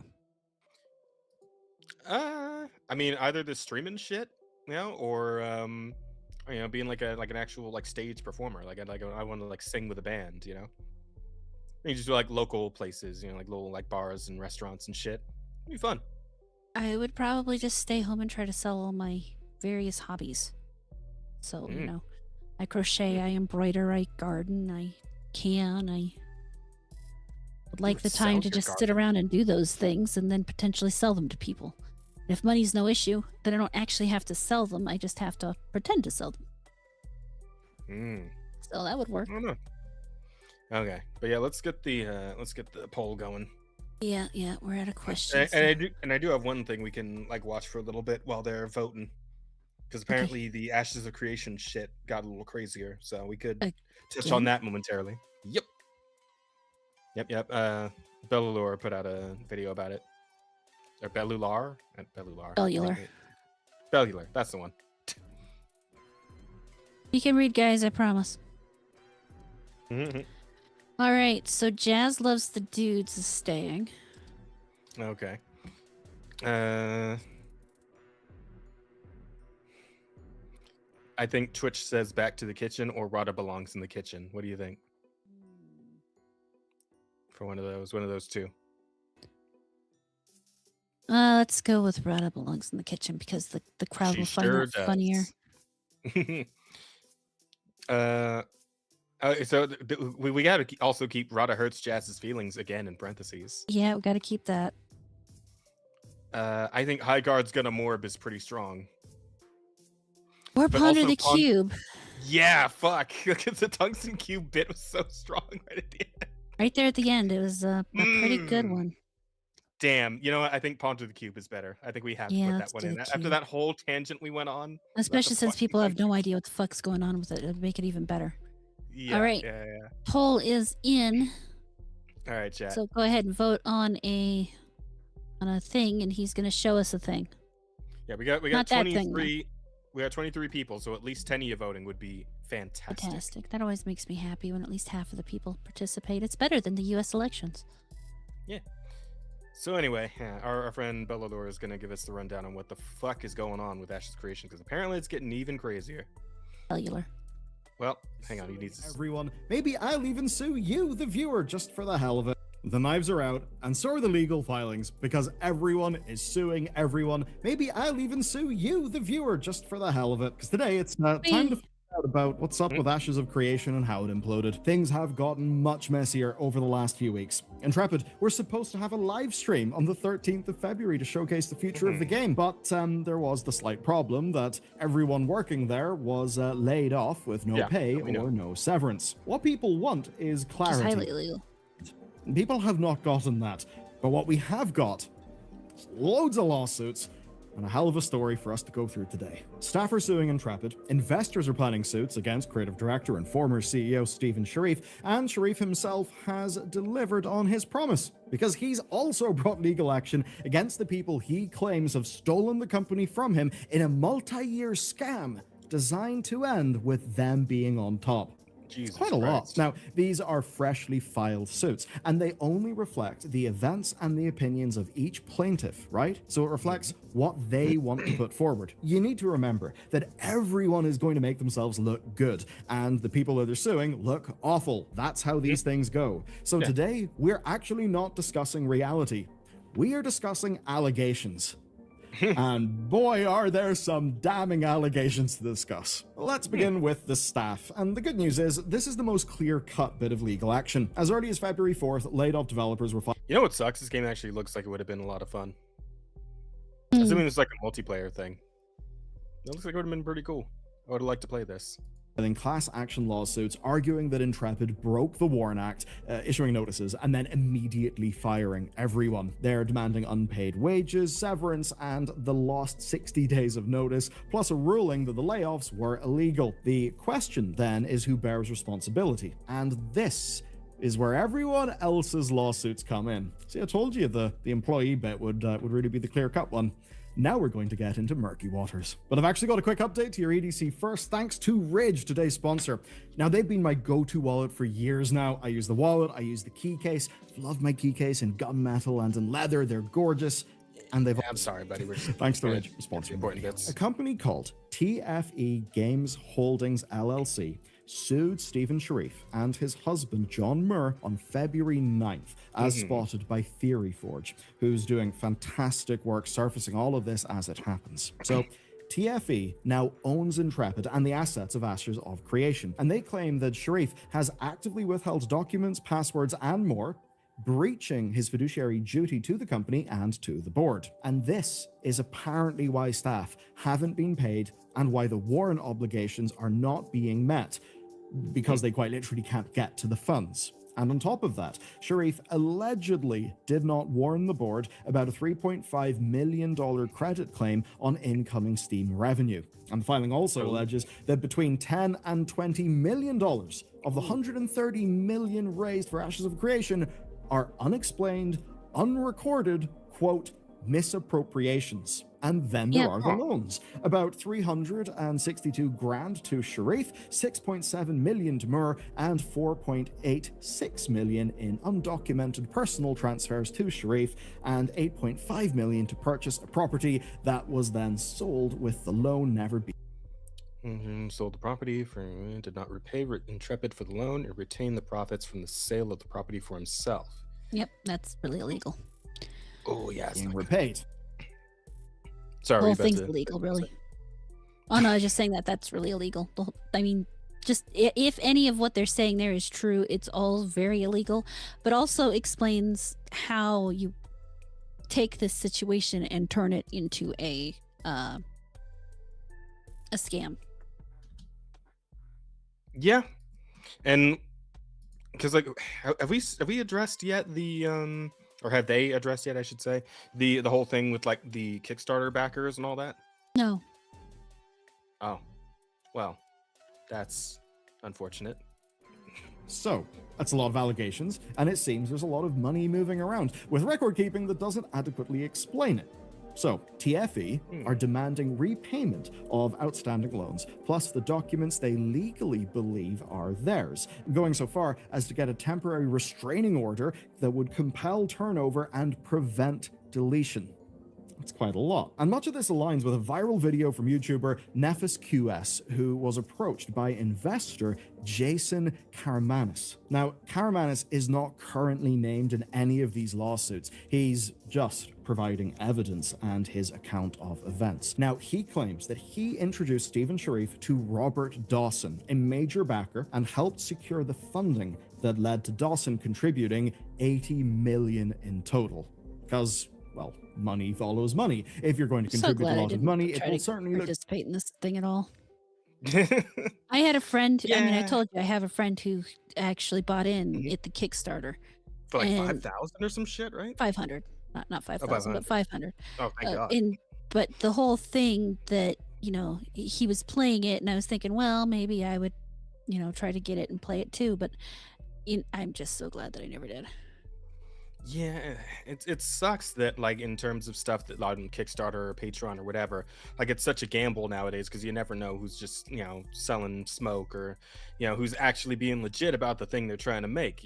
And it's like at a point like even I'm just like I would rather just kind of hang back and just see how things go. And then but it sucks because obviously the people who are putting their stuff on Kickstarter or Patreon are doing so because they need people to support it, right? Or Yep. else it just isn't going to happen. So when like either shit falls through for bad management's sake or because it was literally just a scam to try and get money out of people, just kind of fucks over everybody else who might be trying to use it to like actually create something genuine. Mm-hmm. And just one of those many things in life where it's like one only takes one or two people to fuck it up for everybody, right? Yeah. And it's one of those things, if you're going to back a Kickstarter or anything like that, you basically have to go in with the mindset that once they take the money, that's gone. You don't give these people any money you can't afford to lose. Yeah. Like I think last time I actually went in on a Kickstarter or Patreon thing was the fucking remaster of the Wonderful 101. And the only reason I did that is because that's a game that already exists. So I'm like, okay, and it wouldn't be real hard for them to actually get a proper a remaster onto, because this was going from the game was originally on the Wii U and they're putting it over onto the Switch, right? And I did eventually get my copy of it from the money I put in to the Kickstarter. Though even that was looking a little dicey, like near the end of that whole campaign. Again, they still managed to get it done and get it out to everybody, but it like took a while, and it was just that and the other. Yeah, man, like it's real hard to like be able to put your faith in anything that's on Kickstarter or Patreon because you really just never know. Even if shit looks like it's going good, even like you seeing like gameplay and demos and all of that shit, like even if it looks like it's okay, it could just all implode at the last second. It's like, what do? You can't do anything because you already put your money in, you're not getting it back out, you're left with nothing, and you kind of just have to move on. It's like, but that sucks because again, you're gonna just gain that mentality of, okay, I can't take the risk on any of this shit anymore. And then, genuine projects will suffer for it. They'll die on the vine because nobody's willing to take the chance. It's rough that way, man. Mm-hmm. Good if others have done similar. But in a way, that's the boring numbers. What's more engaging is that this was an hour of sweary, very angry conversation, including calling Sharif and Moore, quote, insane pathological narcissists. So there is no love lost between Karamanis and Sharif. However, allegedly, there are millions of dollars lost. This is stuff lost to him based on personal investments, while he's claiming that Sharif never invested a cent of his own money. Karamanis claims that Sharif and Moore paid themselves 500 grand a year and alleges that Sharif's warning to... They paid themselves 500 grand a year? That's what the claim is. Allegedly, right? And it's like, yeah, that sounds pretty fucking bad. It's a lot January of money. 15, sheriff blew the whistle on defendants' foreclosure plan to Commerce West Bank, whom defendants had intentionally failed to notify of the foreclosure. Commerce West Bank was to protect a loan on their home by ensuring that the Steam revenue couldn't be used for staff payroll. So that would be the credit stuff in the Steam revenue. If true, that's quite wild, isn't it? Now, he claims to know this because he says he's got data, and Karamanis shared financial documentation and personal texts with Nefis QS showing a total debt for Intrepid somewhere between $100 and $140 million. Now, the texts mostly show two businessmen trying to convince each other to invest or to pay back loans, with Karamanis becoming increasingly hostile. Wait, hang on. Back up a second there. Just something stuck out to me, obviously, because it's highlighted. This company will be the largest MMO in history, bigger than World of Warcraft's 13 billion. That's a fucking hell of a statement, man. You're really... Wow. I mean, the image of the guy shooting the basketball from the moon comes to mind, right? Yeah. Like, you gotta be real fucking confident to make that kind of statement on this. Ooh, man. Pay off though. We just got stuck in a bad situation right now with the shitty Chinese. Oh god! Wow. Okay. Oh yeah. I don't know if you get to it, but they were talking about selling, or they were talking about taking it to China to finish it. Should have gone to do a round earlier, but wanted to go into a round as strong as possible, so I waited. I need 90 days to around. Already tried talking to my mom. She would help if she could. Okay. Would be asking you to help or find someone to help if it wasn't our last option. Literally tried everything, and now we are at the last minute. With All right, so it sounds like they were kind of flying by the seat of their pants the whole time, which, I mean, again, considering how everything went, that really isn't surprising. our man is becoming increasingly hostile as it begins to become clear that he's not getting his returns. But there is one person who we haven't heard from yet in this story, and that is, of course, Stephen. When we last left this story, it was with a promise from Stephen Sharif. He intended to file legal action and hoped that that would give everyone, quote, a better understanding of what happened. And as of Valentine's Day, he's filed as well. Now, Sharif is suing Intrepid and their current board, led by Robert Dawson, plus Dawson's company, TFE Games Holding, which now controls Ashes of Creation. He's suing to stop them from selling the IP and the assets, to undo the foreclosure that transferred ownership, and to remove the board entirely. And here's his account of how things got to this point. It begins, of course, with the 2017 Kickstarter, and we learned that Intrepid was running on debt from day one. That basically means investor loans that would convert to equity or would have to be repaid. Now, Sharif was CEO, but he was not. He said from the beginning he was going to fund. He was going to fund it and just needed excess, so they haven't been starting in debt. Yeah, so something's not quite lining up there, huh?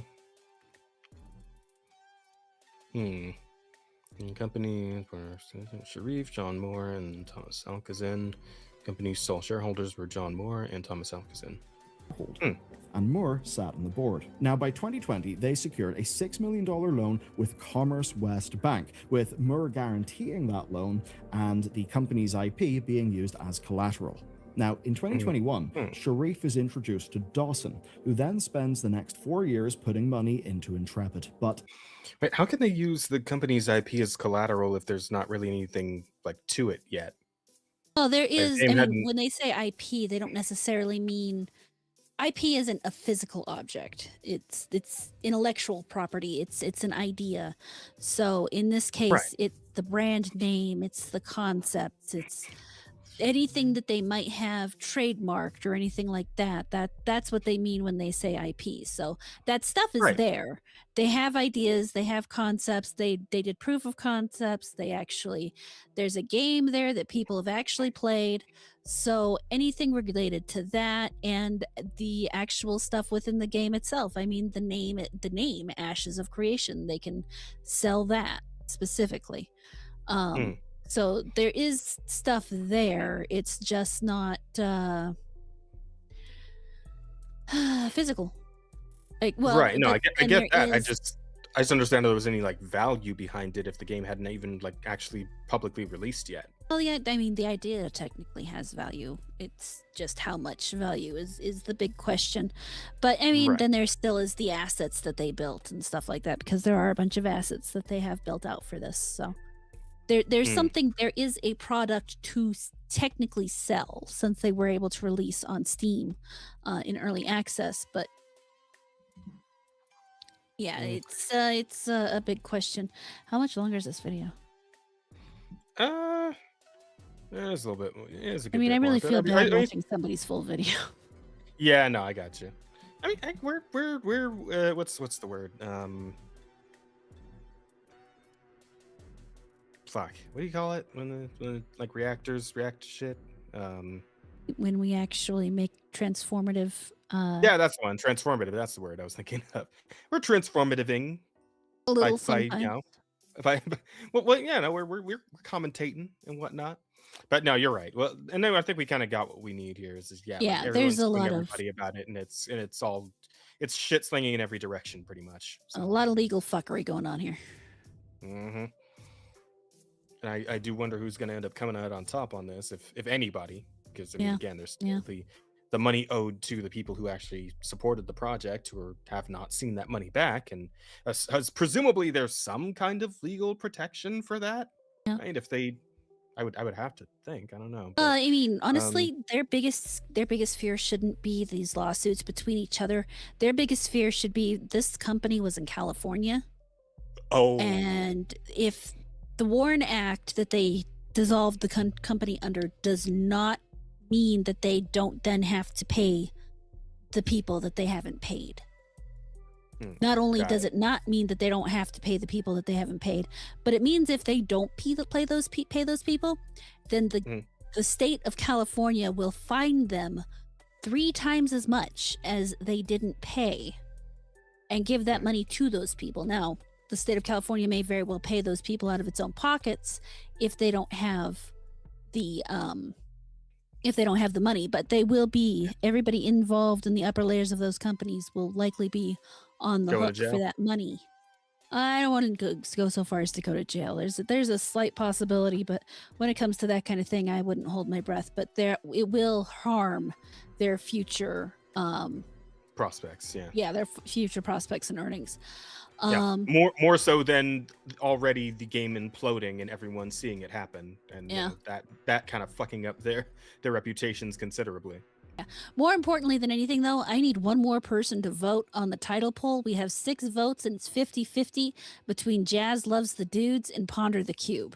So we need someone to be the defining vote for which one of those we're having as the title. If you would, chat, we would appreciate it. Thank you. Because if you make me go vote, it's going to be Jazz Loves the Dudes. You know what? Should have just been fucking Rada hurts Jazz's feelings again. That's what it should have been. That's the greatest truth on this show. Well, that's fine. Jazz Loves the Dudes now wins by 50% anyway. God damn it. Okay, well, fine then. Everyone go play How Many Dudes, everybody. Go buy that, or don't buy it yet because it's not for sale yet, but go play the demo, so that you'll come to love it and then buy it when it comes out. Go do that. How many dudes to play with? Well, it's not multiplayer, but it'd be kind of cool if it was. I just don't know how that would work. No. Anyway, I guess that's gonna be a wrap for us. So Rada, why don't you go ahead and tell the people what you're going to be up to? So all right. Well, Thursday, Jazz and I are going to play some Bloodborne. And Saturday, I'm going to play some Baldur's Gate 3. And Sunday, I'm going to play some Neo 3. And Monday, there will be another video coming out. I don't know of what. At some point this week, I'm going to put out a short on my other channel. Since I've been posting shorts to Twitter, I figured I'd upload them on the other thing occasionally as well. So that's all stuff to look forward to. And that's all I got though. Cool. As for yours truly, let's see. Tomorrow, I'll be joining in with Kay. She's going to be playing Monster Hunter for the first time, so couldn't miss that. Miss K9, if any of you do not know, K9 on YouTube and Twitter and Twitch. You can go check her out. She's great. Like Rada said, Bloodborne Thursday night. Probably nothing on Wednesday night. I'll be spending time with some family. My folks are in town for a bit, so they wanted to spend some time together. Thursday afternoon, I will probably finally actually get on that goddamn Monster Hunter Stories 3 demo and finish it. And then... yeah, that'll be it for this week. That's everything for this week. But next week, of course, we'll be doing D&D on Rose's channel, and then we'll be back here Tuesday night for some more Offensive Charm podcasts. We'll go over all the news and the happenings and the goings on in the pop culture space. But I mean, really, how much could happen in 1 week, right? You know, it's at least 2 times I've said that now where like a global superpower was like fucking toppled. Yeah, well, maybe you should stop saying it. Maybe next time a fucking meteor will hit the earth. Actually, not superpowers. Fucking tyrant has been killed. Yeah, tyrant, dictator. I mean, hey, maybe I should keep saying it then when you really think about it. Yeah. Anyway, y'all have a good night. Right. We'll catch you later. Yep. Take care of yourselves. Go eat something, drink something, get some good rest, and we'll see you next time. Later. Bye.